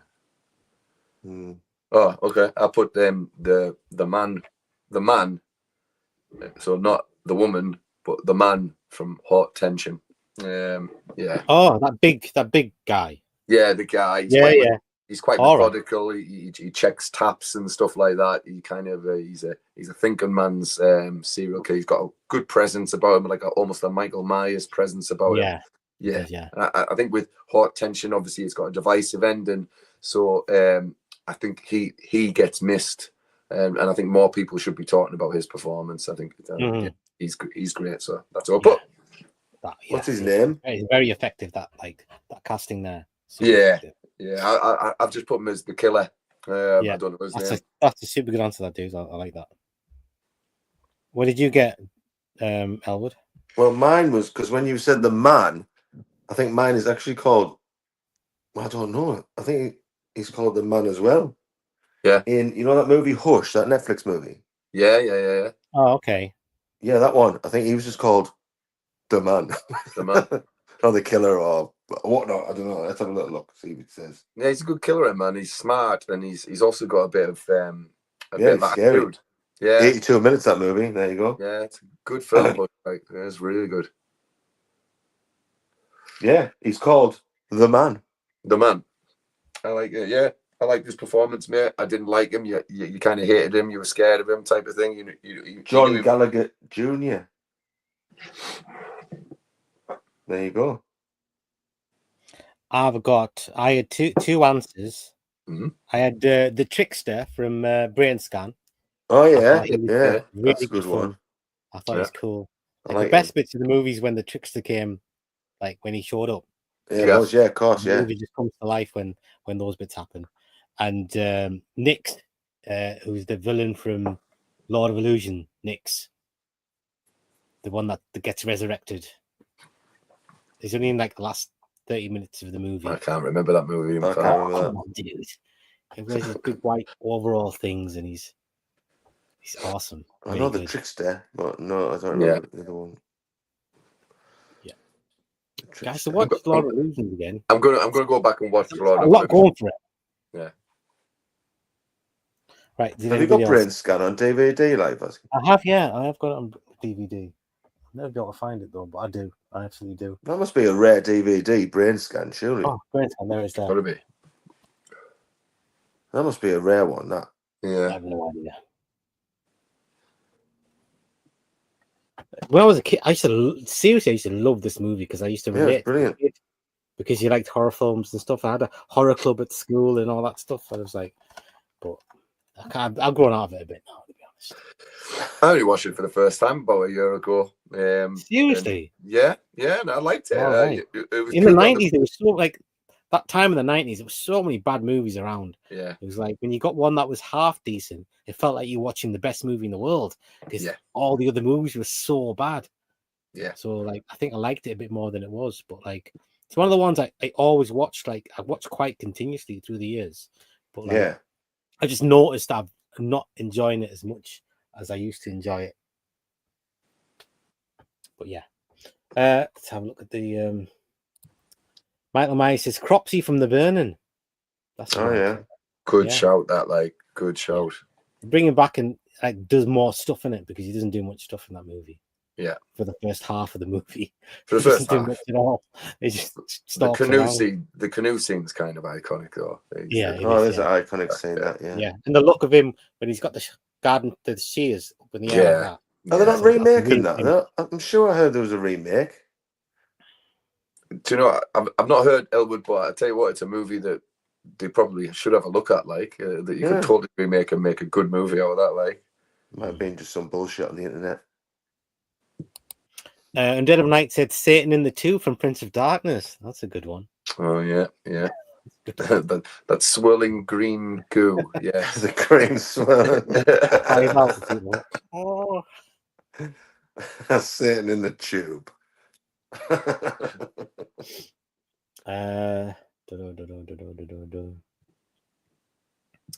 Let's have a look here. I missed that one out.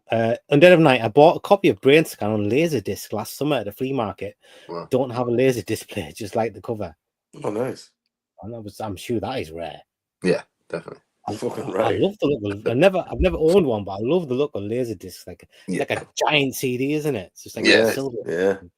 They didn't come out for that long, didn't they? Not. They were only out for a short time period, weren't they? And fucking massive. Yeah, I mean, they're absolutely massive. Yeah, but they are cool. And they're almost like posters because they're so big. Like the covers are almost like posters, aren't they? Yeah. So they're extra cool. When Brain Scan was on Sci-Fi, they showed the bed stabbing scene that was cut from the video. Is there a scene cut from the video? Oh, shit. Have you not got any extra features? Have you not got any alternative? I've got anything on there at all. Cropsy deserves some sequels. Sheer Terror. There you go. Agreed. Prince of Darkness, Secret of the Ooze. That's nice. Right, let's get on to the next question. Did I pick what was my choice? I can't remember. You had the guy from Lord of Illusions, wasn't it? Oh, I did, yeah, Nixon Trickster. Yeah. Totally forgettable. Share.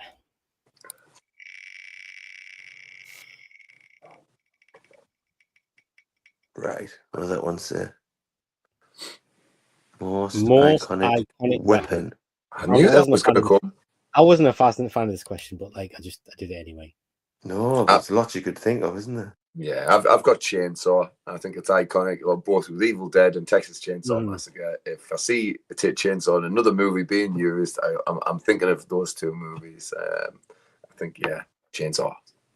Oh, I'll tell you what I'll have. I'll have the Vasquez gun of Aliens. Oh wow! You know, the big one. Yeah, it's a good shout one. Yeah. Because there's only two of them at that big gun, wasn't there? Yeah. Yeah, that was beautiful, that gun. You can't get a better weapon than that. I'm telling you. I'm telling you, I've won. No, that is true. That's true. To be fair, yeah. It looked heavy, but you know, I wouldn't fancy my chances with my chainsaw against that gun, right? No. I think I'd be dead. Oh, what about the Gatling gun in Predator? Oh yeah. Oh yeah. Yeah. That's a canny weapon. I had Freddy's glove, obviously, from Nightmare on Elm Street. That's true. I had acid for blood for the aliens. Yeah. That's iconic, and having acid for blood. Yeah. I had Jaws' mouth.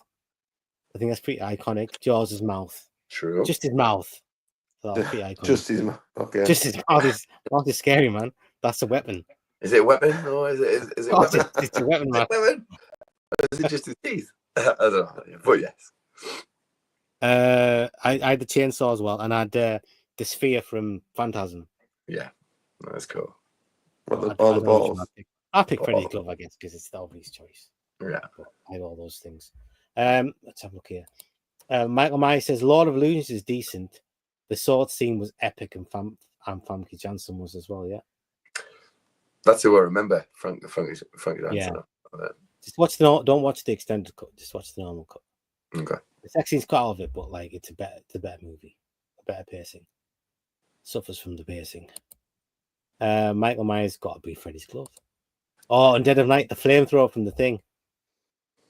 Come on, great one. That's a great one. Michael Myers, Jesse Ventura's minigun from Predator. That does rock. Same time as Albert said it. Yeah.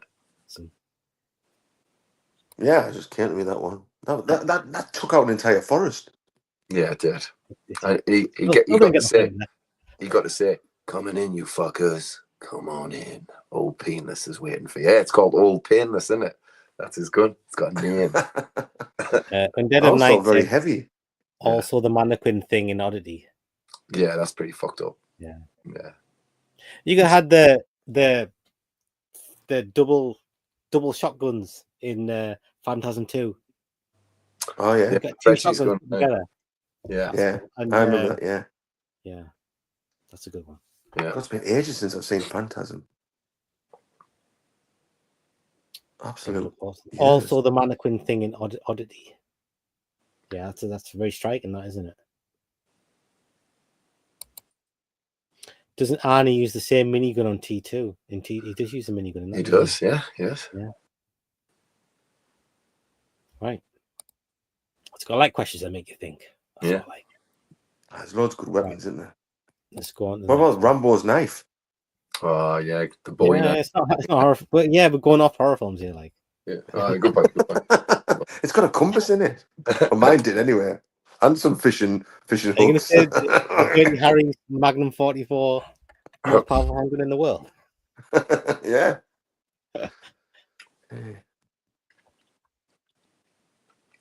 Let's have a look. Oh, and Dead of Night says, "GSP, I thought you said the old penis is waiting for you."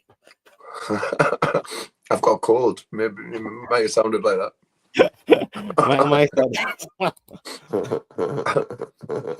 Old painless. Painless. I just got that there. Come on in, you fucker. Old penis is waiting for you. That sounds dodgy.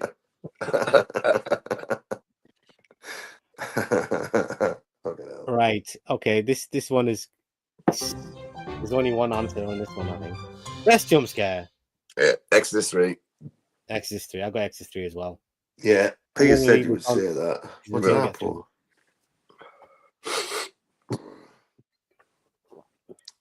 Yeah, I guess Exodus 3. I guess yeah. I don't remember what I thought of anything else. It's not in order. There's loads of good ones. I mean, there's a really good jump scare in the others. You've got the American Werewolf in London where he opens his eyes in bed and goes, "Oh yeah, like that." Yeah. That fucking. When he's having a dream, that's fucking, that's terrifying. Isn't it? The guy stabs her. Yeah. One. What about the end of Carrie? End of Carrie's a great one. Absolutely, absolutely. I think that one in The Conjuring's fucking amazing, where it's on top of the cabinet. Yeah, it's a good one. Yeah, he's looking for it. You don't. The last place you think it's going to be is on top of the cabinet, and it's just there, and you go, "Oh my god, that's so scary." That one did it for me. And that one in Salem's Lot where he's in the jail cell. Remember the first time I jumped a mile, where he pops his head up in the jail cell. And the head in the boat in Jaws. Yeah. Oh yeah, that's what I put. Yeah, that's what I put. I've just seen, but it just said Jaws. It didn't have because it's all like it just said Jaws. Yeah, the head. I still can't watch that today. Yeah, it's great. Michael Myers Exodus 3 as well. Now, Vass, you know the answer. Yeah, Exodus 3. It's got to be. Beginning of the descent, rod through the windscreen. Oh, the rod through the windscreen. Do you know what? A little bit later on, like 5 minutes later on, where she's looking out the window and she hears like a bird tweet, and then the poles hit her. That gets me more than the original scare. Do you know? In the descent, where she hears something out the window and she looks, and then the poles just go straight through her eye. I always shit myself at that. Yeah, the car. Yeah. Michael Myers, shit film, but there's a Jamie Lee Curtis one, Mother's Boy. Yes, it did. I remember that too. It has a really good jump scare in Mother's Boy. I can't remember what the jump scare is, but I remember that's the best thing about the movie. It's got a really good jump scare in it. I think it's like a dream sequence or something.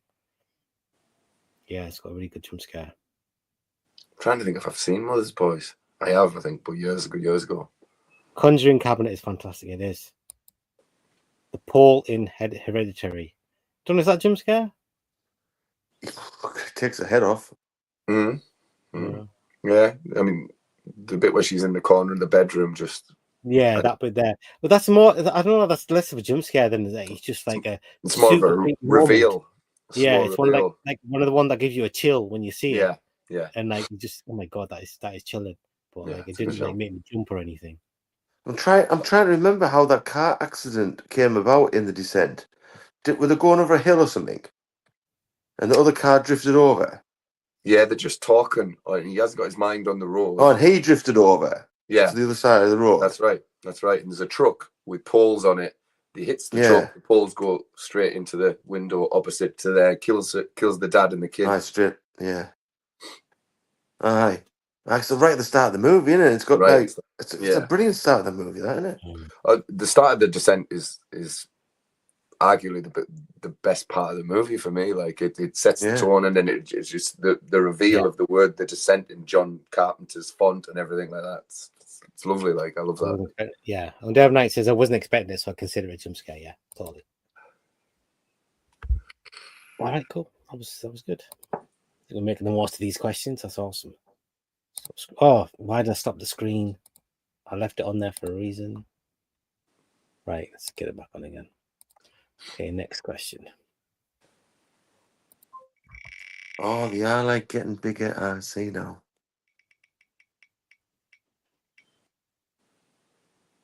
Oh, I can't see. Best cinematography, taking into account lighting, camera work, style, and craftsmanship. This was a tricky one for me, mate. I've got a few movies that couldn't really.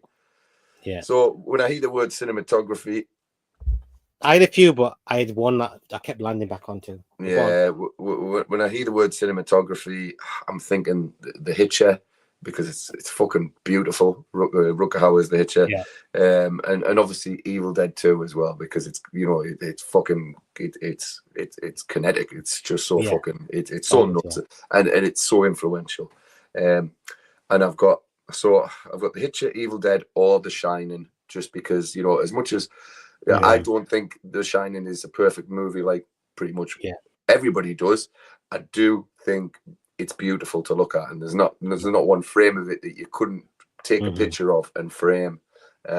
So honestly, I couldn't narrow it down. I mean, for total fanboyness, I guess I'll have to go with Evil Dead 2. Yeah, I'm pretty sure I went with Evil Dead 2 as well. I'll just double check.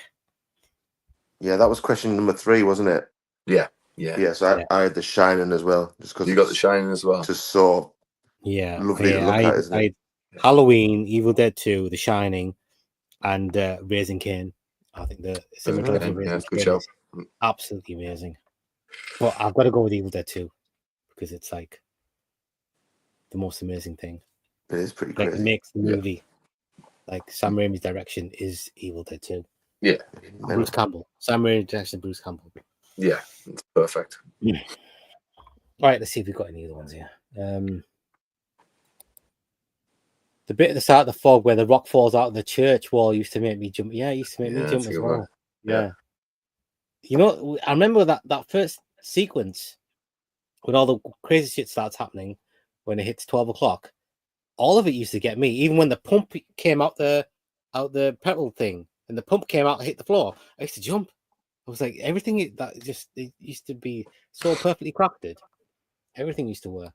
It's a quality opening of a movie. Again, that's why I thought you would pick it. Dolores Claiborne, Dev Knight says that is a beautiful movie. It is. Was that Stephen King one? Yeah, like a 3-hour movie, but it's really nice to look at. Yeah, definitely. All great answers for you guys. Yes, thanks, mate. I think we're very, very interested in like the style of movies. And like the creation of atmosphere and all that stuff. More just as much as like story and kills and gore and scares and whatever. Like I like all that stuff. Yeah, like all my favorite filmmakers, they're like stylish ones. Yeah, I mean, listen, it's like when something's been crafted well, it's like having a nice meal, isn't it? As opposed to just eating because you're hungry. Yeah, 100%. Yeah, I wish that And would the other happen night, more. nice one, Little Maze. Yeah, that was a good. The fog is a good one. Yeah, the petrol pump and the chair that randomly moves across the living room floor. Yeah, that gets me too. Right. Let's go on to the next one. But yeah, I think we all agree it's Exorcist 3. No, not Exorcist 3. That was a different question. It was we're talking about the jump scares, didn't we? That was the jump scare question. Sorry. Right, let's go. We're doing two questions at the same time. Right, let's go. Right.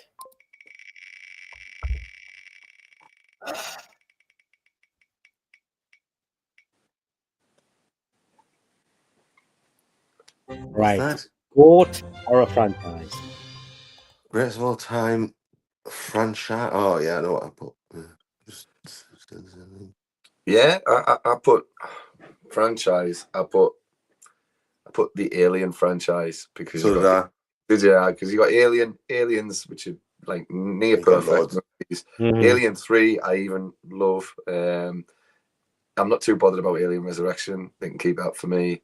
And Romulus as well. There's good points about Romulus and there's stuff that I don't like about Romulus. But I think for consistent quality, the Alien franchise. I kept thinking about other franchises, but they drop off and the sequels go stupid, or they introduce lore that doesn't make any I fucking sense. disagree. That doesn't make any sense at all. I mean, Alien and Aliens, yeah, but like Alien 3, Alien 4, the Ridley Scott ones, and this last one, like, there's not a great film after 2.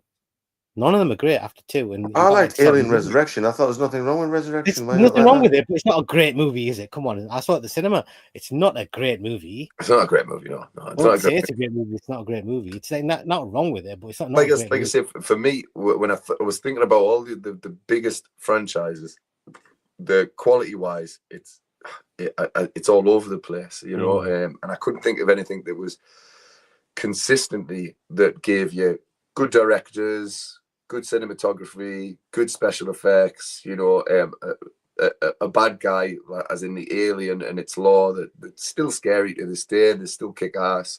So that's why I went with Alien. Yeah, it was a difficult one for me. I know there's other franchises out there, There's but lots of them. I thought about the likes of What did you go with, Elwood? Oh, I said Aliens as well. Yeah, Alien franchise. I don't understand that at all. Well, it's got so 2 out of many. 7. Even got the Alien Predators and all them. You've got everything. And they're all tosh. Yeah, you've got like 2 like all-time classics, and then you've got the rest. Yeah, but if you look at like Friday the 13th, they all go tosh. Apart from 6. Oh yeah, apart from 6. You got all the rest of them. 2, 4, and 6. 2, 3, 4, 6. They're cool movies. There's some other good movies as well, but like those ones are good. Like really good. Halloween, you could say Halloween, but then you got 1 and 2, and I know you guys like 3, but 3. And then H20. H20. Oh, yeah. I went with Evil Dead. Oh, you got Evil Dead, Evil Dead 2. Oh, why did I think of Army of that? Darkness. I've changed my answer. I've changed my answer. Yeah. And then the last 2, the last one isn't. It's fine. Yeah. You're right. The last one, Rise. Like Romy. Yeah, Rise was the last one. But yeah, you're right. What was the one before Rise? Evil Dead. You're right. It was 2013. 2013. Oh, the 2013 remake, and then Evil Dead Rise at the water at the start, which comes up. Ooh. Yeah. Right, okay. Yeah, I'm gonna give it credit for that. Even I changed my mind. Credit. Yeah, definitely. We'll go for Evil Dead. Evil Dead. You're right. But seriously, the most consistently good other one is for me is Final Destination. It's like there's not a bad movie in them. Oh, of course, yeah. No, they're all standalone good films, aren't they? Really good. Yeah, they're all very good. Like I don't mind watching any of them at any time, and I always have a good time with them. What number is the next one? 4 and 5. I think they're cool. I think they're great. What number is the next one? Final Destination I think. 7? Six. 6? We're going to see that, guys, on Friday, yeah? Are you if you up want, for yeah. it? Yep. Yeah. When does it come out? Friday? It comes out on Wednesday for some reason. I don't know if that's preview showings or what, but That's it a bit comes out weird. Wednesday. We'll go on Friday, isn't it? Sounds good. Do you know what, guys? I was also thinking my birthday is on the 29th of May, which is a Thursday night, right? See what you're doing on the 29th of May, the Thursday night, because that Bring Her Back comes out on the 29th. And it looks really scary. Oh, okay. You know is that the busy Australian lads? Yeah. It's out on the 29th. I wouldn't mind because I'm going for a beer on the Friday, so I can't do the Friday. But we should go and see it on the Thursday night. It looks scary as fuck. But yeah, I'm up for Final Destination this week. Yeah, for sure. Talk to me, guys. Talk to me, guys. Yes, exactly. Are they brothers? Like the brothers, aren't they? Don't know, mate. I don't know. Possibly. I don't know. Right. Okay, Michael Myers says he won't take much guessing. I'm guessing it's Halloween. Michael Myers, the Child's Plays are pretty consistent except for Seed, but no one likes that. No, they're not consistent at all. They're not. I disagree. In Dead of Night, not a big franchise fan, but I'll go with the first two Conjurings. I mean, I could go along with that. That's like 66% good, like amazing rating there. Of like the first two are fantastic.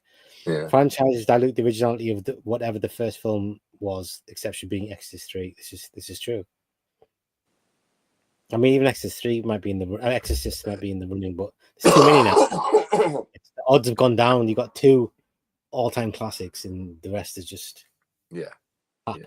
exactly. Poop. Michael Myers, The Howling might be the worst. Yes, them Howlings dropped off, didn't they? Yeah. How many of the Howlings were there? 10? Too many. I think there was 7, and then it went Reborn. Then it went 7. Something. The 7, then went Reborn. They might even keep going. Yeah, might do. Yeah. I think the worst is fucking Hellraiser. Hellraisers, man. Yeah. Dreadful movies. Yeah. Yes, Evil Dead would be the most consistent. Undead of Night, they're not so Final Destination. Totally. Yeah. Right, cracking. Good one. Right, next question. Let's do it.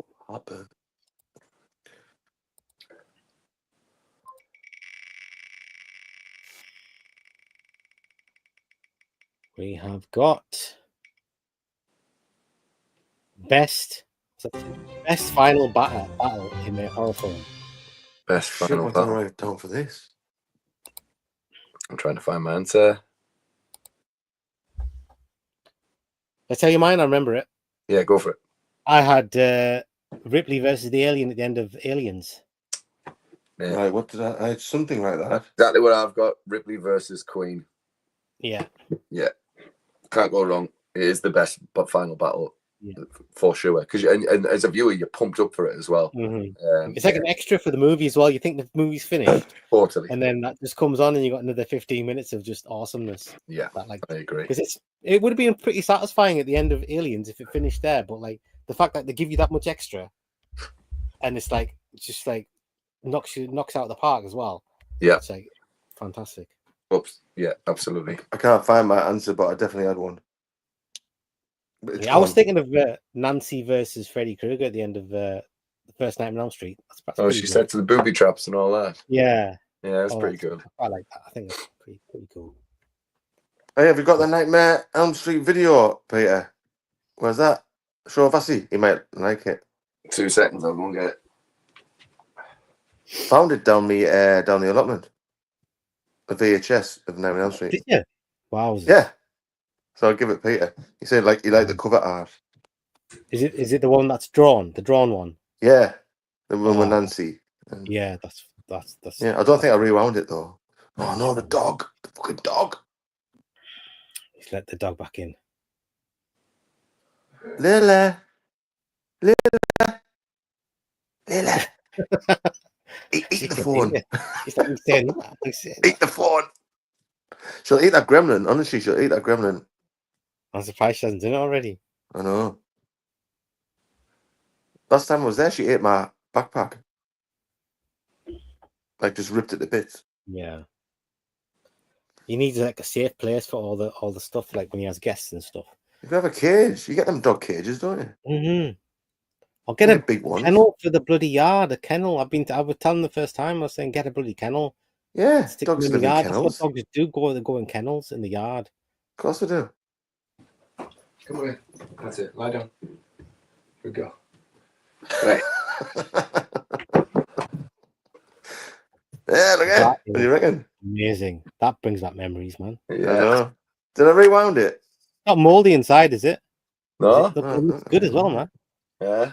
It's in tip-top condition. So it's in my Nice. display downstairs. Fantastic, mate.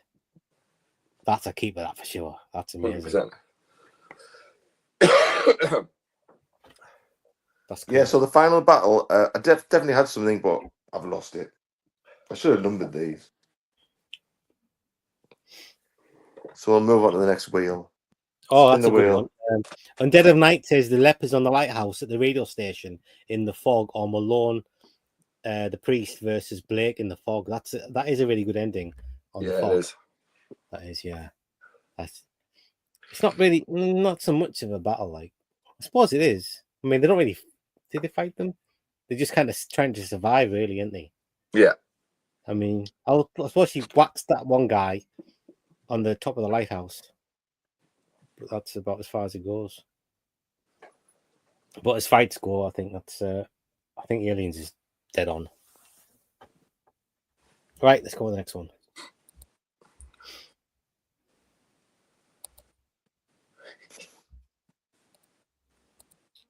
Okay, next question.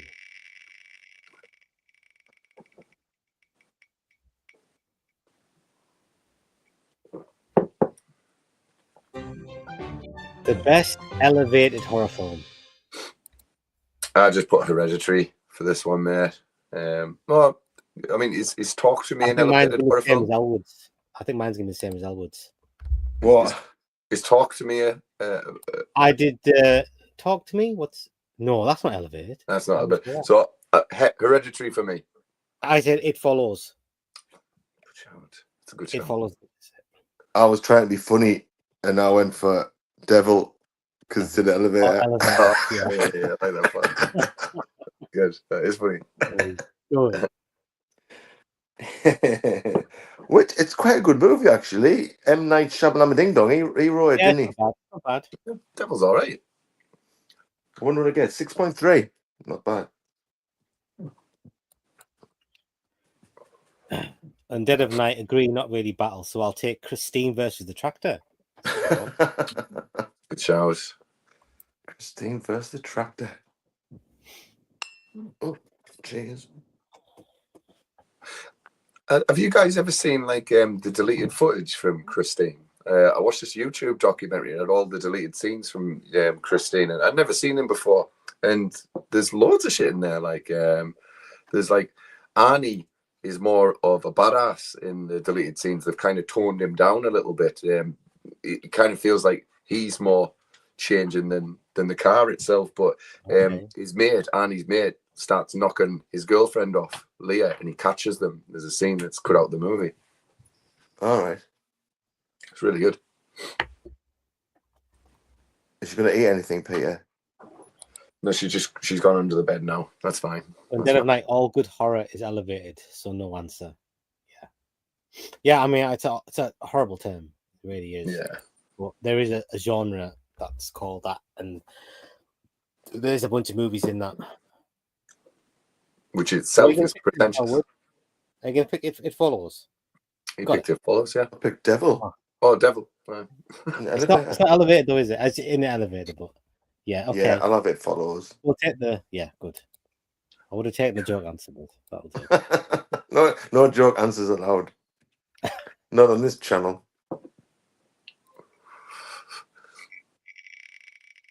Right. Best villain. Oh. All right. Okay, this is a 3-part answer. Right. Read you the. I've written it down somewhere. Hold on. There's a lot, isn't there? Yeah. Yeah. Was it best? Was it best villain? Was it? Yeah. So okay. We've got the coolest. 3 parts. The coolest, more psychologically complex, and a great antagonist that appeared in only one film that you'd like to see again. Right. So it's 3 things. Okay. So I've Coolest villain, more psychologically complex, and a great antagonist that appeared in only one film that you'd like to see again. So for the coolest, I've got the Guest. He's a cool bad guy. I liked him all the way there, and he was badass, and his one-liners were kick ass. I forgot his name. Yeah, I can't remember his name, but from the Guest. More psychologically complex, I've put Alex from Hot Tension, because obviously she's carrying multiple different personalities around with her. She's in love with him, but with the girl, but she's also trying to kill her and kill her family and stuff like that. She's nuts. And I put a great antagonist that appeared in only one film that you would like to see again, the Gemini Killer. Oh, that's a good answer. There's my 3. Undead of Night says, in the book of Christine, the tractor is a pink sewage truck. Ooh. For your information. Thanks to I did not know that.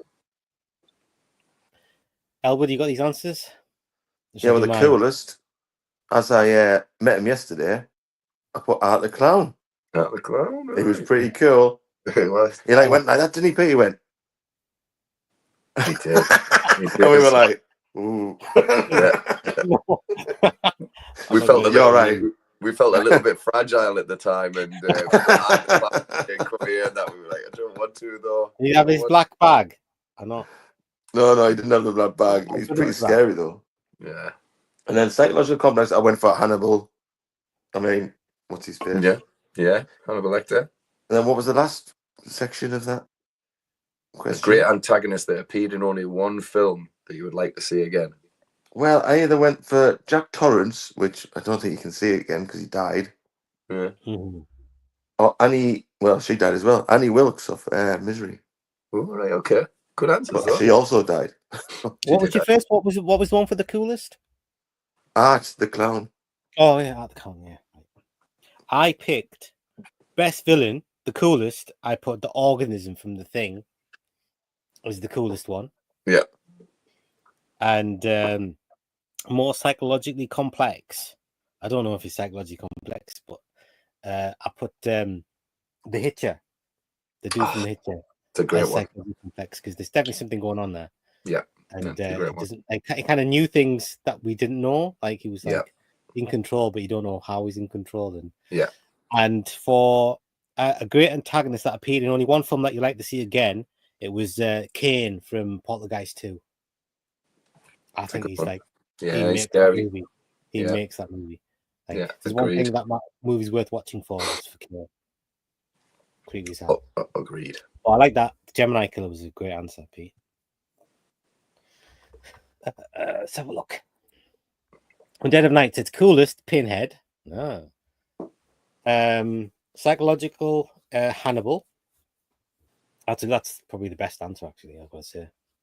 And one film, the Gemini Killer as well. You beat me to Gemini, Pete. Yeah. Or the mannequin from Oddity. You think they might make an Oddity too? I hope not. I hope not. It's a nice little standalone little movie. I don't think it's not going to be that expensive to make, isn't it? Not really. So. True. Cheap as chips. 2 seconds. Oh no, the dog's eating his bed. It's the second stream in a row, and where's what's his face? Who normally comes on? Oh, the guy. What's his name? From America. Dave. Yeah, what's Dave? Boosty, yeah. Is he not there? I hope he's all right. It's unusual to miss 2 in a row. Boosty's not here, is he? Again. He was on Facebook. He posted a couple of photos of me and Elwood at Comic-Con. He liked a few of them, so he's alive and well. But yeah, Boosty, come back. We miss him, man. Oh, weird. Right, let's go on to the next one. The dog's eating me cough sweets. The fucking bastard.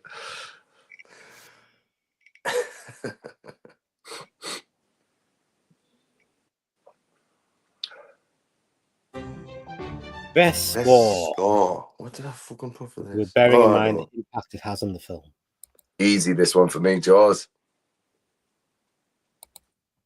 Yeah, I thought Jaws, and then I also thought Halloween.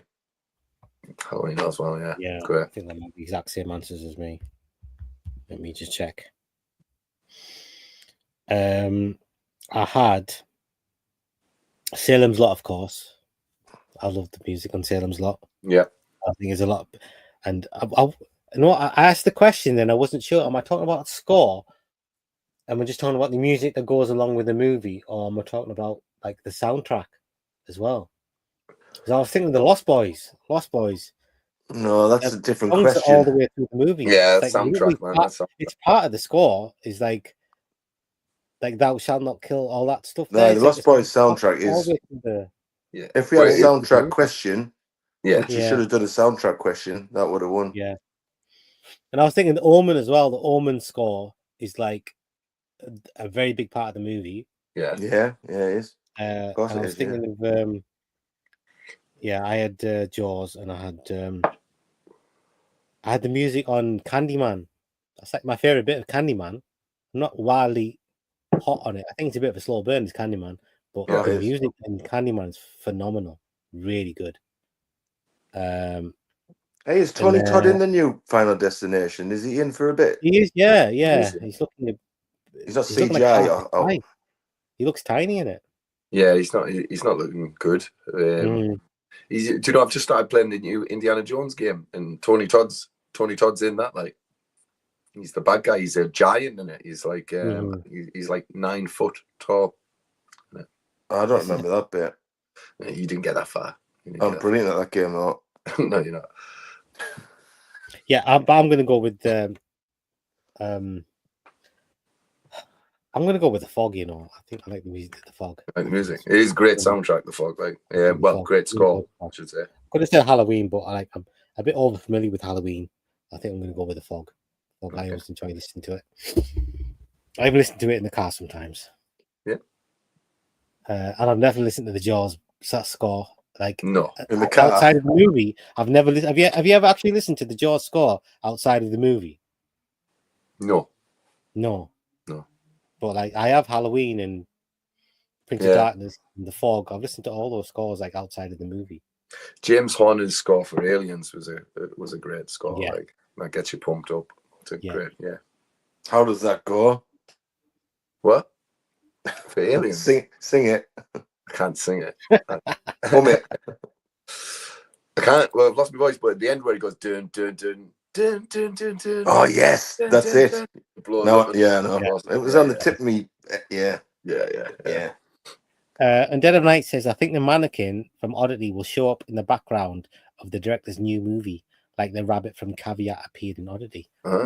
Yeah. It's a good show. It probably will. And Dead of Night says, Exorcist 3 by itself is scary. Toss up with the Omen. Yeah, I was thinking of Exorcist 3, but I was thinking this more. Exorcist 3 for me, it's more the sound design rather than the score of Exorcist 3.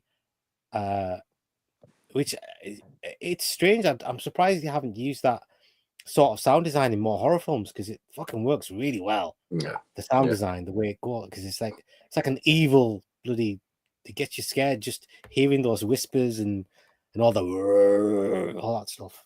I love it. Yeah, I like stuff like that. Like, they do that a lot in the Japanese Ring as well. There's a lot of like kind of little Exorcist 3 type whispers in the background. I like that shit. Yeah, some of the sound design is in. Oh, okay. I did not know that. I'm going to change my mind to Predator. That one. To be fair, that is that one. You know, like. Yes. That is awesome. That is awesome. Yeah. Do you know, like I'm Gonna Get You, Sucker, where the guy walks around with his band going doom doom doom doom doom. It would be awesome to have the Predator theme tune as you walk out, going as you're walking in the shop to grab a couple of beers or whatever. Yeah, you can do it. You can play it from your phone. Yeah, that'd be cool. That's cool. Man. What is your actual favorite John Carpenter score? If you have like a favorite of all of them, do you? Because They mine is They Live. That's the Doom, doom, doom, slow doom, one. doom. Doom, Yeah. doom. Well, listen, I think they're all amazing, but it's the thing for me, just because it's the movie I love the most, and yeah, I love the thing. Mine is Assault from Precinct 13. Oh, Dun, dun, dun, dun, dun, dun, dun, dun, dun, dun. Yeah, dun, yeah, dun, it's dun, got dun, that. dun, Yeah, dun, dun, that dun. is quality. That is my absolute favorite of all the scores. I love it. That's That's what I listen to a lot. Now, like, is outside it of the movie. because of the Assault on Precinct 13, or is it because of Bomb the Bass put it in their tune on the Xenon 2 game and that? You heard the I'll Bomb have to the look Bass? that up, dude. I don't know. I Really? must have heard that before, but I did not know that. No, it's the Yeah, actual it was. score.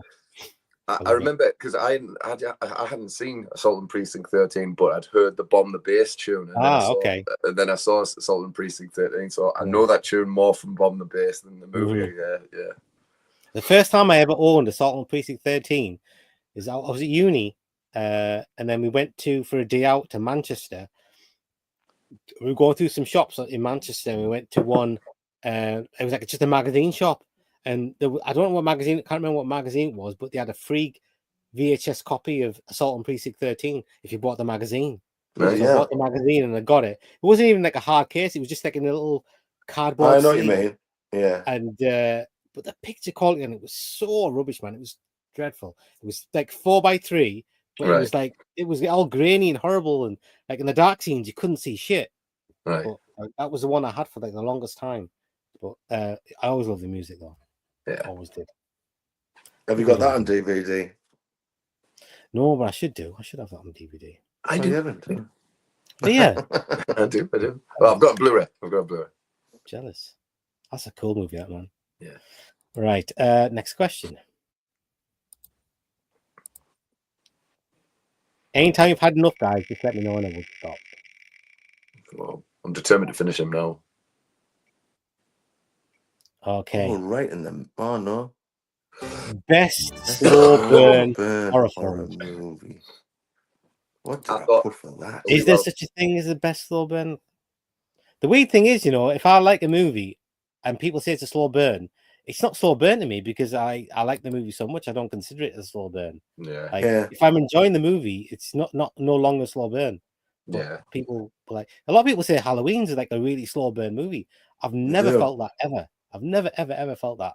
It Well, was a there's slow nothing burn really film. happens until like the Yeah, I end, suppose does when it? you think about it, it is. But like, Takes like 40, it's 45 never minutes. occurred to me that to get until somebody going, like. mentioned it that it's a slow Yeah. burn movie because it's just not to me. Like every scene in the movie, I enjoy watching. It's like there's not one bit that's taking its time to me. It takes 45, 50 minutes, maybe even an hour until you see the first kind of kill from it. But it's all ramping up tension. Like he's stalking him, Exactly, hiding him fucking in the washing and stuff like that. His car's always in the background and all that. Yeah, I feel the same. It's like if it's just there's a difference between slow burn and like suspense. If there's like suspense happening, it's not slow burn anymore. It's just being really suspenseful. Yeah. So you might call it slow burn, but I call it suspenseful. That fucks up my answer.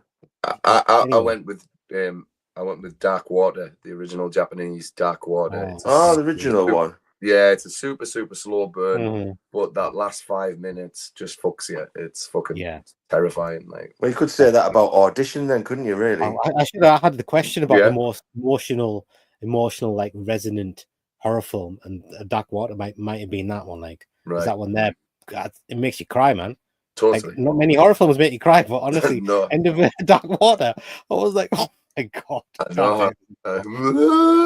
Just like fucking hands. You're like, what? It's terrifying. It's fucking terrifying. Yeah, I think I'll go for I did have Blair Witch, but I think I'll go for Audition. Audition. Yeah, it's a good shout. that is definitely slow burn. That's a good shout. Yeah. What did you have? Hold on. In Dead of Night says slow burn. I love most of them except Burnt Offerings. Agree with you, Vass. It's not a slow burn if you're engaged with the movie. Yeah, I agree. I said it. Right. What was my crazy? You just agreed with yourself. You did. You did. No one else will, so I will. Let's have a look here. Let's find this answer. Come on, have I just gone past it? I have. I've gone past it. Do you guys know what number it is?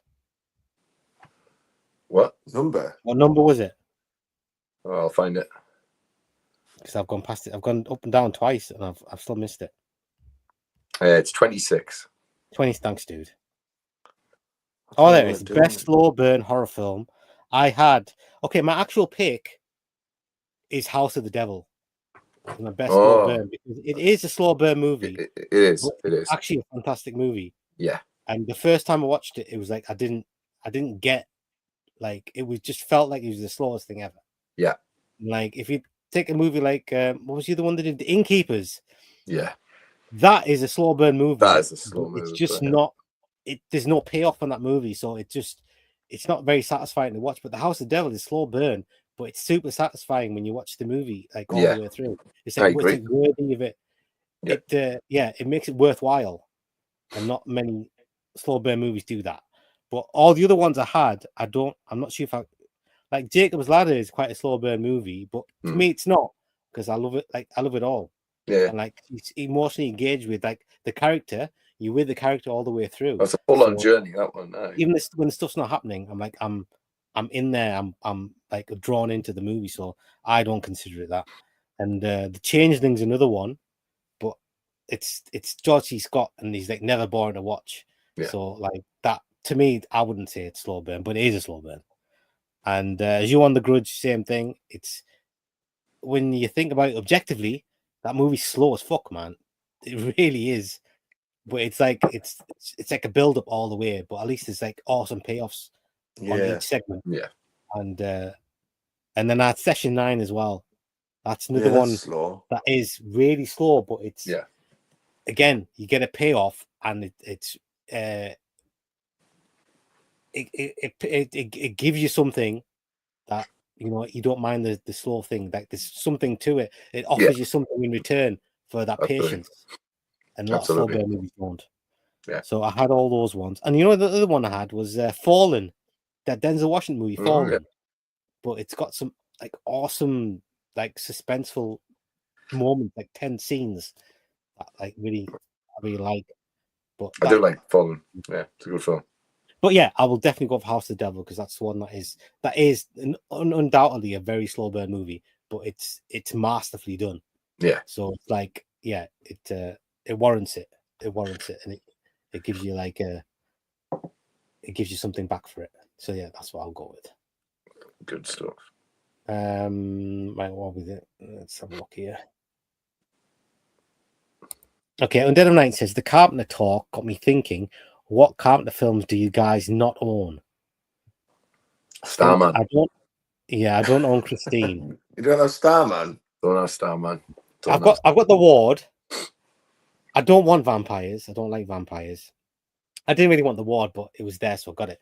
I don't like vampires. I've got Prince of Darkness. I haven't got Memoirs of Invisible Man. I haven't got that one. No, I haven't got that either.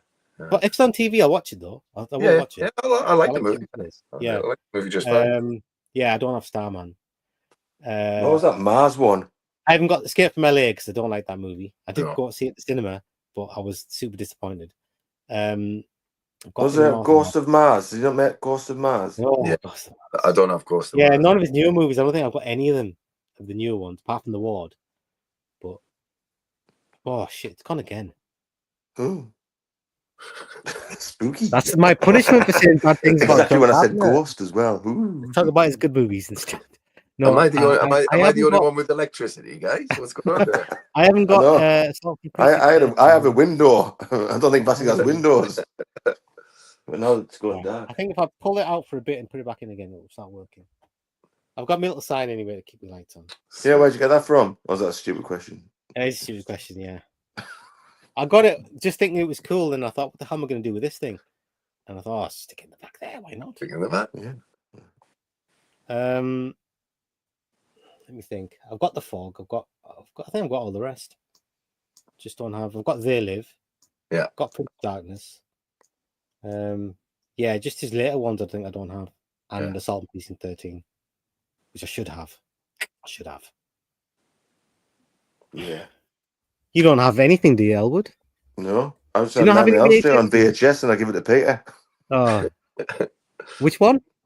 Nightmare on Elm Street on VHS. And I give it Oh to right, Peter, yeah. You don't have any John Carpenter. So I've got nothing now. Nothing. Okay. I've got what's it called? With Elmer. Brain damage. Oh, Brain Damage. Yeah. I've got that on VHS. Do you want it? Yeah. Back on. I had a look on eBay, and it was like the American VHS one was like $160 or something stupid like that. You should sell that, Paul. You should. Yeah. And keeping it, you'll get a few quid for that, mate. Don't leave it in your wherever it is now. Put it somewhere where it's not going to get like moldy and Yeah. stuff. You're right. They do get moldy down down there. there. Moldy. Yeah, they do get moldy. Like. Although you can't, I think you can clean them though. All right. Hey. I didn't know VHSs were collectible, like as much as they are. Oh yeah, of course they are. Yeah. Big time. Presets go for a bomb. Yeah, definitely. Right, let's have a look here. That was a good question that in Dead of Night. I hadn't even thought of that. Okay, in Dead of Night, slow burn. I love most of them. Well, I read that. I'm sorry. I must have missed that. I'm the reverse. I prefer Innkeepers to the House of the Devil. Bass, is your wife pranking you like that? I was like, seeing a question like this. I don't know what it is. I don't know. I don't know what's going on. I should have my power bank in backup. I normally do, but I haven't brought it today. My kid keeps fighting on my power banks. Right, we're on the next question. Yeah. Okay. Right, share screen. Gonna get through these questions. God damn it.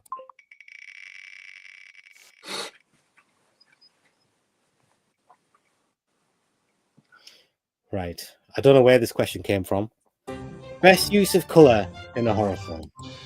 Strange question. I struggled with this one, mate. Yeah, me too. Let me have a look. I don't Let's think see I have what anything.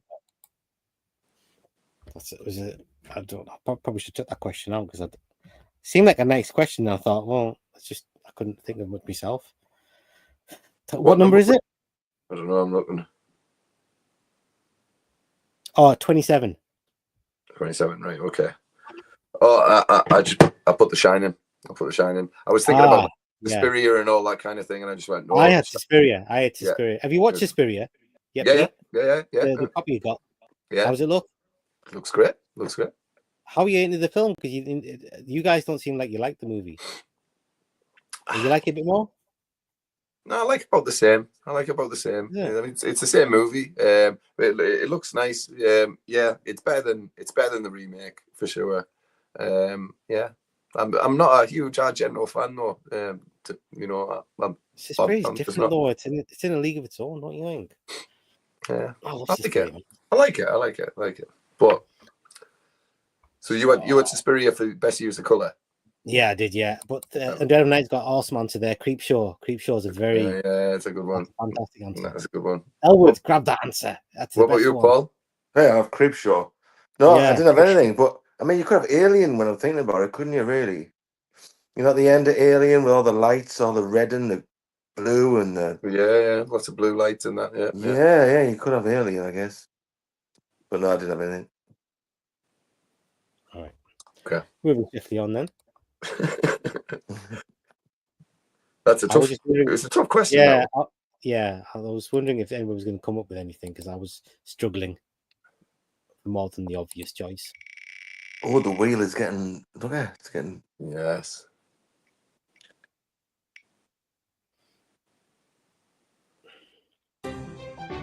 Best franchise that was ruined by sequels. Oh dear.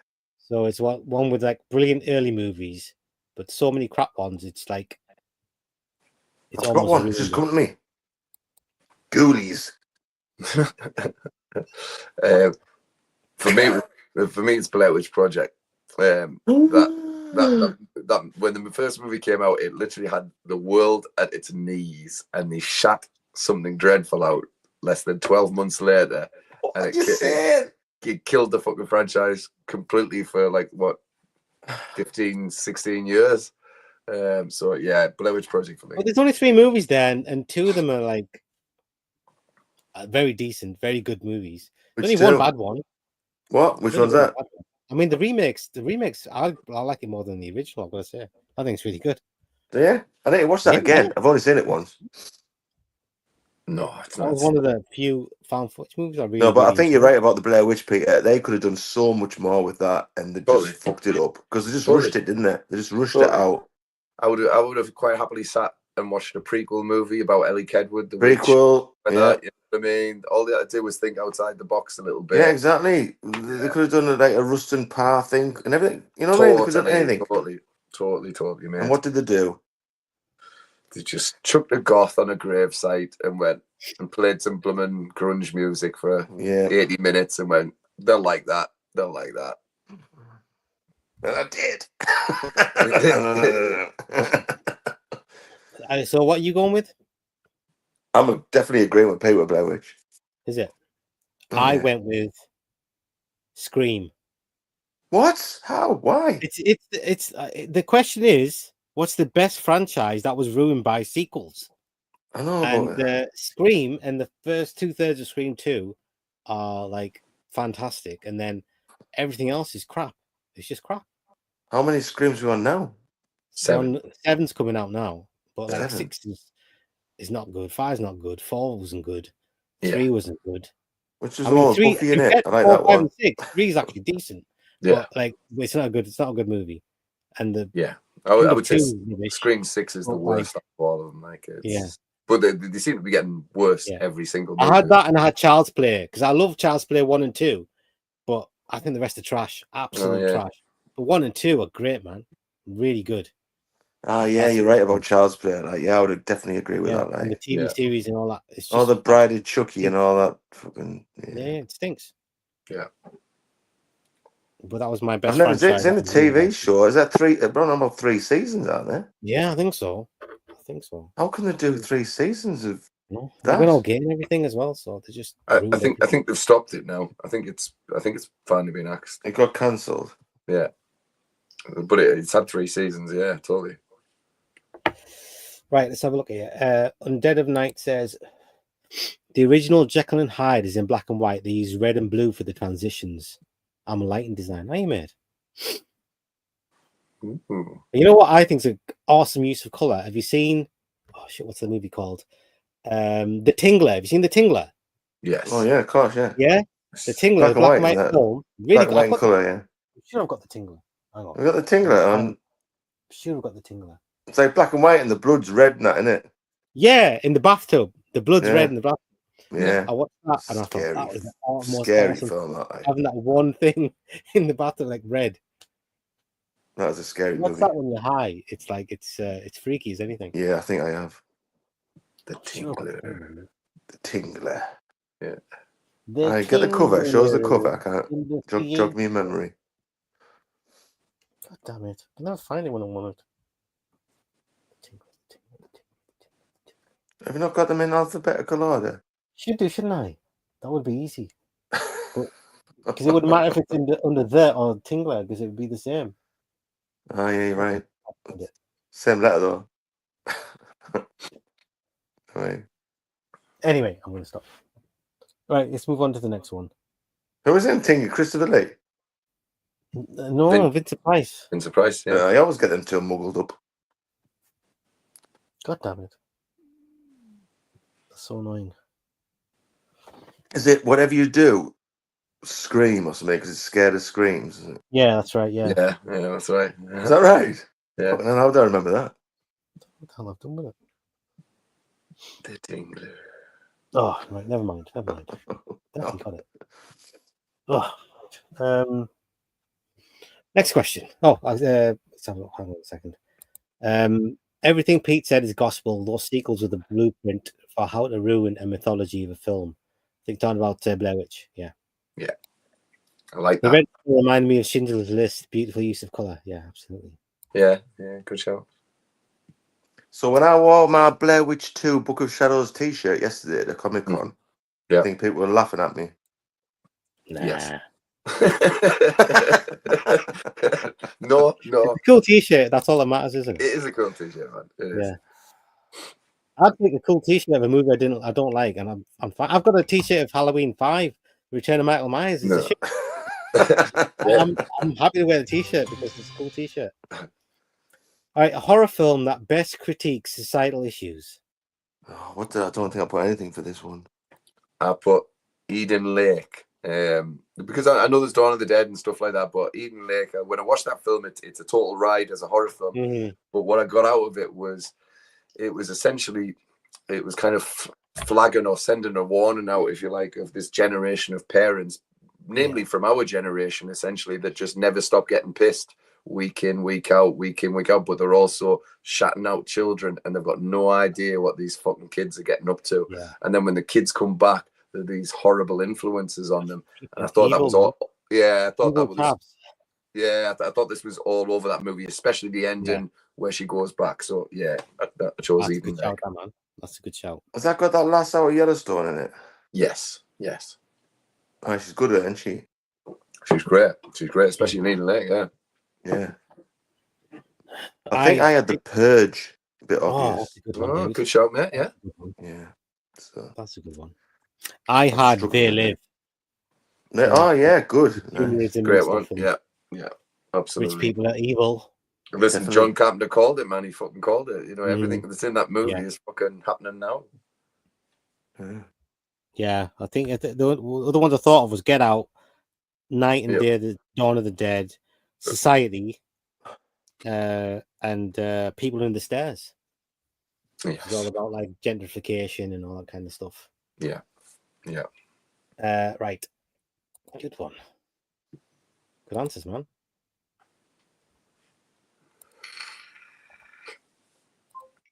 Next question.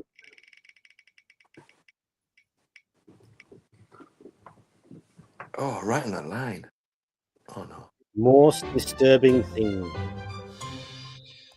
Most disturbing. I don't think I wrote anything, but I can think of one now.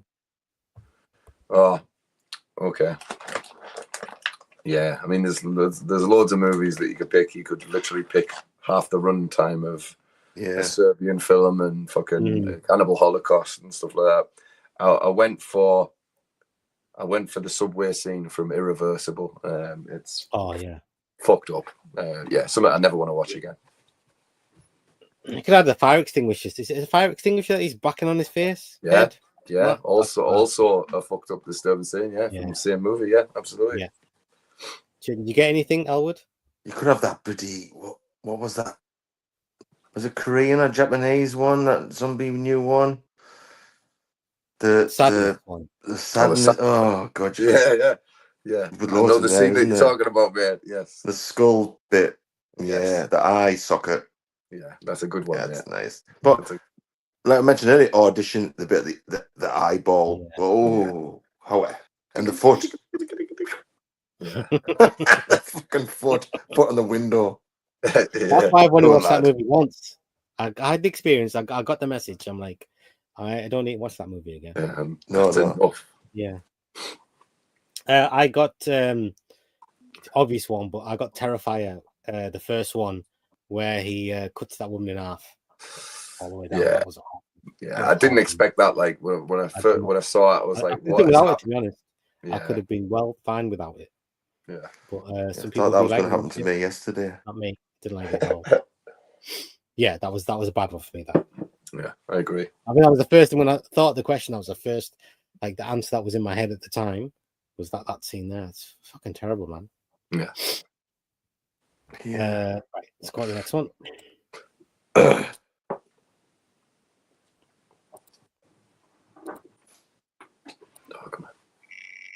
Oh, not many left here. No, I done well. Yeah. Oh. Best horror comedy. Oh, this is easy for me. Yeah. Easy one for me. This one, mate. American Werewolf in London. No, I said Shaun of the Dead. Yeah. I don't know. What did I pick? Well, Shaun of the Dead. I don't know, man. Horror, I think American Werewolf in London. It's like the comedy aspect is super low. I mean, it is like it's a bit comedic, but like it's super low. Oh, for fuck's sake! But because the scary bits are like scary than there's a lot more scariness than there is anything else. We have this debate every time we mention. Do we? Have we talked about this before? About werewolf in a comedy horror, but for me, it's a I comedy know it's horror. like the quintessential comedy horror, so I can't really. Yeah. say I don't anything. think it's much of a comedy line. Yeah. Do Where's you the agree funny with me? bits? It's got loads of little It's cracking got little humorous bits in one-liners. it. It does have It's got humorous bits in it. it's got loads of stuff that's going on. Yeah. You've got Kermie in the background, and where you've got the "That's not Winston" line, which fucking gets me every time. It's brilliant, man. There's loads of comedy all the way through it. Like it's a funny film. It's a funny film. Yeah. I mean, the porn movie that comes on, that's quite funny as well, isn't That's it? funny. That's really funny. Yeah, totally. They're all in the theater and that they're all just chowing down, watching a porn flick. All these dead guys and that. It's lol. Funny. Shaun of the Dead's funnier. Shaun of the Dead it is a full-on comedy horror. Yeah, I think that's works better for like the ratio of comedy and horror. I think it's heavy on the comedy. Yeah. But it's definitely got a better balance to it as a comedy horror, I think. Right. What did I get? The question is comedy horror. What number is it? 12. All right. Yeah. My picks was from Evil Dead 2. Yeah, you could say Evil Dead 2, couldn't you? Funny. Evil Dead 2. Funny, is it? Yeah. And I had Shaun of the Dead, and I had Tucker and Dale. Tucker and Dale. Versus Evil. So Yeah. I'll pick Tucker and Dale versus Evil because Yeah. It is awesome. It is Shaun of the Dead. Let's have a look. Yeah, of course, Evil Dead. Yeah. Totally. I could have picked Doghouse. I love that. I love Doghouse. You do love that film. Yeah. Right. Undead of Night says martyrs for disturbing scene. That's not much funny. Disturbing and more so because it was emotional, but recently watched a guinea pig movie that had many disgusting scenes with no reason. Yeah. I'll be sure to avoid that. Yeah, there's some dodgy films out there now, like. Yeah. Yeah. For comedy, he said Dead Alive, Shaun of the Dead, or Deadstream. Deadstream's a good one. Yeah. Yeah, I should have said Deadstream. Yeah. Oh, American Wealth is hard to beat. Yeah. I've watched Deadstream a few times now, like. Oh yeah. I need to go back and check it out again. And Dead of Night. What's the name of the horror movie that came out during the pandemic that had people on Zoom thing and stuff was happening in the background? The Host. Horses blackout light reminds me of that. Host. Yeah. You know what it is? I think my USBs are overheating because USBs are in the plug. Oh, right. I think they're overheating and it's knocking off. Yeah. It's the super hot. When I took it out there to plug it back in again, they were like burning my hands. Super hot. I think because I got two in at the same time. I don't know. Maybe. You have to get back on Team U. It's AliExpress, not Team U. Oh, sorry. I got to tell you wrong. Fucked it up. All right, let's have a go. Share.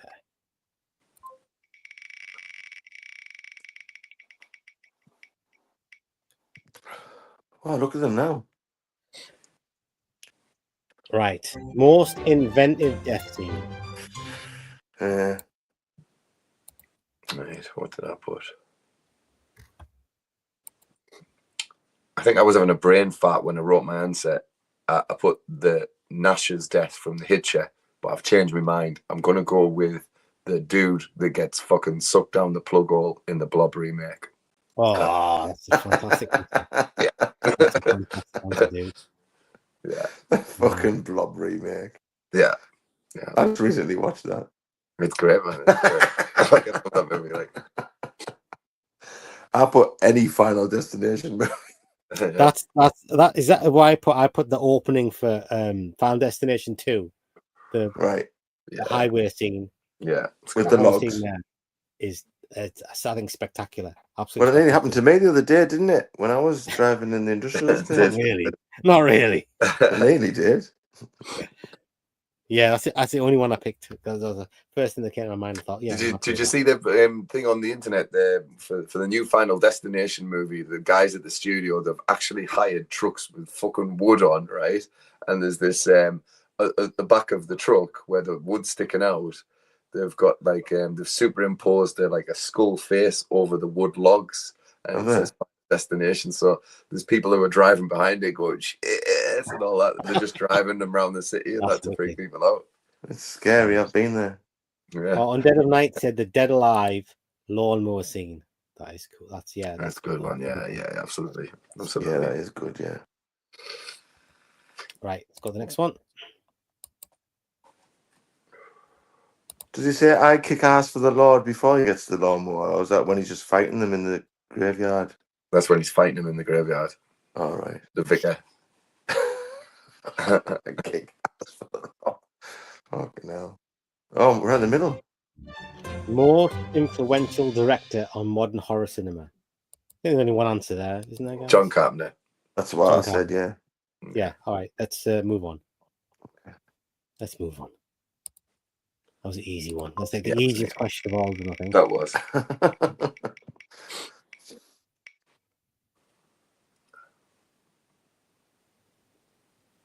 Most terrifying monster. I struggled with this one. Oh, you know, I know what I could put down. So I've got, it's kind of two, right? Okay. And there's a reason for it, which I'll explain. So I've got the Blob and the Thing, and it's because if your fucking little finger just touches them, you're fucked. There is no escape. You're just fucking, that's you. And that's why they're terrifying. And plus, they absorb you and they melt you and all that shit. I wouldn't want to go out like that. You can get away from the Blob easy. Can't get, well, you can't. You've seen the movie. It goes like that. It's swatting people by the end of it, like the blooming. You know, remember? It's got the little pink arms that go like that. Oh, there's a little.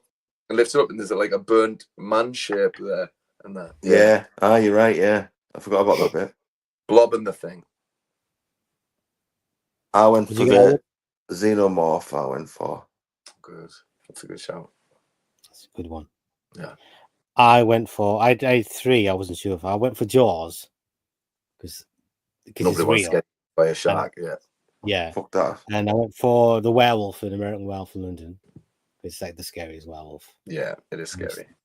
And I remember when I used to walk with Peter down the burn, that's what I used to be scared of. That was the thing that was in my mind. What, you seen the werewolf down the burn? Not ninjas. Yeah, that's when we walked through some trees and that. I'm thinking, American Werewolf down the burn. I'm scared somebody's going to jump out and kill me and stab me. No, I was scared of a werewolf. That's not, you know. When I look into like when you can't see that far through dark trees, I'm thinking, is there a werewolf in there or what? And it was the werewolf I was thinking of was the one from American Werewolf. And the other one was Reagan from Exorcist. Shout at me, like just a picture, just a face. I see a picture of her face, I get scared. Yeah, she's scary, man. Yeah. What about the back cover? The back cover on Demons. Yeah, that's a good one. That's a good one. It is. That is a really good one. To be fair, yeah, that's fucking horrible. Yeah, Dead of Night, Pumpkinhead. I like Pumpkinhead. It's cool. It's cool. Actually, that might work with the coolest villain. Yeah. Cool, man. Pumpkinhead. Yeah, Pumpkinhead. Right, let's get to the next one.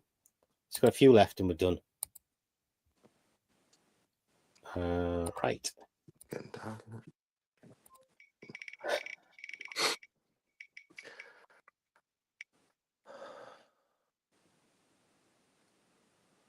What's that say?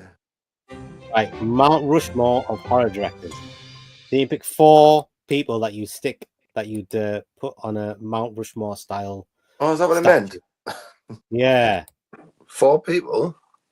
Yeah, that's what Mount Rushmore is. It's 4 presidents. Oh, okay. So, but we're doing horror directors. So the 4 ones that you put on there for horror. Not that Eggers twat. Right. So you gotta have Carpenter. Here's a mine. Yep. Yeah, you've got to have Romero.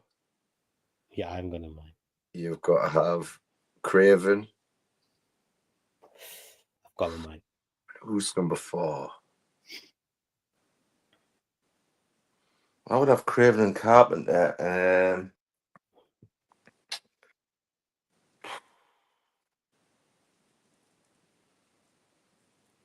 Well, I've only got 2. Mine's a Little Mountain. Okay. One more. There's loads of good ones, right? What about Vassie's mate that directed The Descent and Dog Neil Soldiers? Not anymore. Nah. He got taken off, I'm afraid. Yeah. He was looking like he might get up there. But He was no, climbing, man. He was climbing. Then he went, whoa, and fell. I His think he wife slipped on pulled him down. His wife. His wife pulled I him said down. He slipped on a pussy trap. He was like, oh, falling on a pair of knickers. Woo. So he's falling down the mountain. Yeah. Yeah. I had John Carpenter, Wes Craven, I had Toby Hooper, and Toby Hooper just for Texas Chainsaw, Yeah. Poltergeist, Salem's Lot. I mean, there's 3 wild movies right there. Yeah. I'm sure there's another one that I'm thinking of that I can't think of, but for them 3 alone, and I had James Wan for Conjuring 1 and 2 and Insidious, which I think are like for modern horror good call. is like probably like the best. I had those 4. Yeah, I'll go with them. I'll take your so what did I have again? A Carpenter, Craven, Romero, and I'll go Hooper for my 4. Why'd you put Romero on there? Because he's a legend. He created He's a legend, but it's what the movies that you like. Well, he created a whole subgenre. You know what I mean? He created the whole zombie subgenre. You know, Night of the Living Dead and Dawn of the Dead and Day of the Dead are great films. But yeah, we wouldn't have, you know, our 28 Days Later. We wouldn't have any of this if it wasn't for him. It's the same thing with, you know, Toby Hooper. You know, out of his entire catalogue, there's 3 standout movies there. Same for Romero. Yeah, I'll take Toby Hooper's 3 over Romero's 3. I'll say I'm a Craven, isn't it? The Mangler.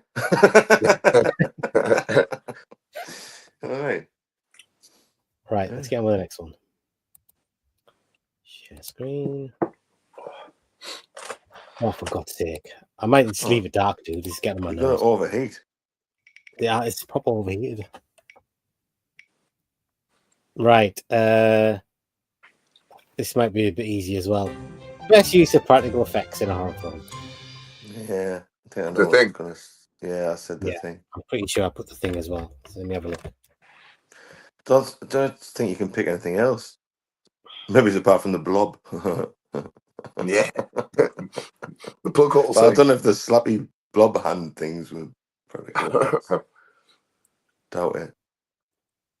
Yeah, that's the only thing I've written on there. Yeah, The Thing. So. Oh, on Dead of Night has The Fly. Oh, brilliant. Yes, of course it was. All was. Yeah. Jeff Goldblum, he's a nutter, isn't he? He's great. There's no podcast on him the other day, man. He never shut up. Honestly, he was just insane. He does like ramble. Like I like his ramble. A nutcase. Yeah. It's like something. Is he on drugs or something? He's highly strung. Should we slip with that? That's better. I've just got me light on. Yeah. Oh, good. Right. Yeah. Cool. Let's go on the next one. We've got 2 left, and we're done. Oh shit! What did I do that for?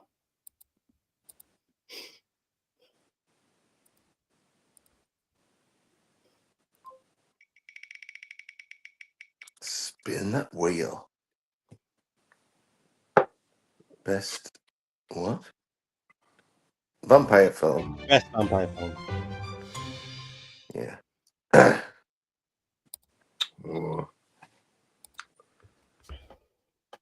It should be Salem's Lot, but I've also got Fright Night and 30 Days a Night. I really I've got the Lost Boys as well, so it's like I've always said it time and time again. Best 3 vampire movies ever made: Salem's Lot, Fright Night, Lost Boys. But I always go with Salem's Lot, so that's my pick of Salem's Lot. Yeah, I just said the Lost Boys. Yeah, that's a good one. Just say Friday Night, Pico. I'll say Friday Night, so we're all somewhat different. Yeah, okay. Awesome. Right, the last question is it's another one that I've just added on that you don't have pre-prepped. What? You don't have it prepped for you guys. It's why are you even bothering? Just said to me and I thought I'd question. Spin crazy. It says, what is the GOAT movie you'd sell your soul? That should say soul. Sell your soul sell yourself again No, Sell I yourself. was in a rush, man, dude. The GOAT movie you sell your soul to watch again for the first time. Good What's that question. one movie that you want that experience again of watching it for the first time? Yeah, I know what you mean. Good question, that, isn't it? That's a good question. Yeah, I thought so too. So you got to think something that you like really love. Well, it's not even just that. It's like the one that like had that biggest impression on you when you first watched it. Like was really like unforgettable when you first watched it. Yeah, It'd probably be Jaws for me, mate. Probably Jaws. Do you remember the first time you watched Jaws? I honestly I don't remember the first time I watched it. I puked at the head scene. All right. Yeah, I was a kid. Hit myself. And I First few times I puked at watched the it, head scene. like I remember them being scary every time I watched it. Yeah. But, like I can't remember specifically the first time I ever watched Jaws or Halloween. I can't remember the first time I watched Halloween. I can remember the first time I watched Fog. I remember That scared Halloween. shit out of me. The first time I watched the Fog, I remember that. But like Halloween and Jaws, like I don't remember The Omen. I don't remember the very first time I watched it. All I Amityville Horror. remember all them, like. It's hard to like not. There's not. It isn't all the time. Like the Salem's Lot. I remember the first time I watched Salem's Lot. That I think might be my answer actually. Let me check. What's yours, Paul? I don't even remember the first time I watched The Thing. You know, I don't remember. I know it's a bit crap, but I think it's gonna have to be the Blair Witch. Blair Witch. Yeah. Because I mean, the first time I watched that was on the pirate copy of the that we got, and I watched it on a Friday night, and right before I went out, and I was just in the pub all night, like fucking. I was freaked out all night. Do you know what I mean? It's like when people like thought it was real. You know what I mean? Yeah. It's like dead early copy. That was, yeah, Blair Witch. I would definitely say. That's a good answer, man. That's a good answer. That is an answer, yeah. My answer was Event Horizon. Strangely enough, because I remember the first time I watched Event Horizon. It's literally the best ever experience I ever had, and I was on my own as well, watching a movie at the cinema. My favorite experience was watching Event Horizon. It was on like I've probably told the story before, but it was at a really good cinema, and literally like the when you get the shots of the ship going past, the chair would rattle, and all the bits where like when like the blinds open at the beginning, and they see the blinds open from outside the ship. It's like you couldn't. It was so loud, and it was like so many speakers around you.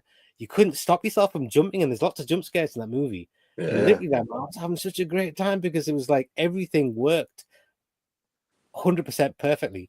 Because like all the jumpy bits, I jumped, and all the visuals were like super stunning.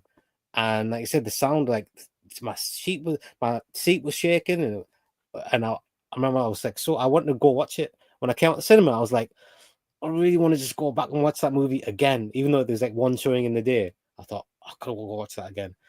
That was so I'd love to have that experience again with somebody else as well. That'd be awesome if I wasn't on my own as well. Yeah. Like that's the only time.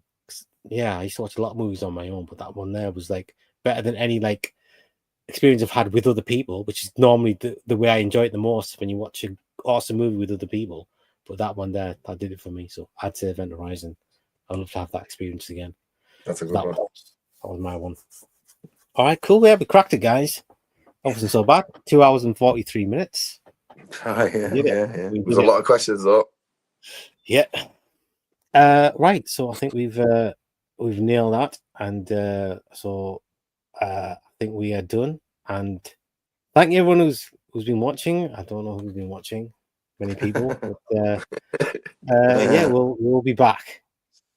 Maybe next week, maybe not. We'll see. But we will be back. I just cracked 1,300 subs. I don't know how. I haven't had a video out for about a year and a half, but I just cracked 1,300 subs. Got an extra 100. Yeah, that's kind of good, isn't Imagine if I actually made content. I actually make it. Well, I don't make any content whatsoever, but I think my older ones seem to be doing quite well. Right. So, yeah, thanks everybody for watching, and we'll see you next time. Do you want to say bye, guys? See you there, everybody. See you there, guys. Have a good look after yourselves. Have a good week. All right, peeps. Yeah. Enjoy yourselves. Be good. See you later.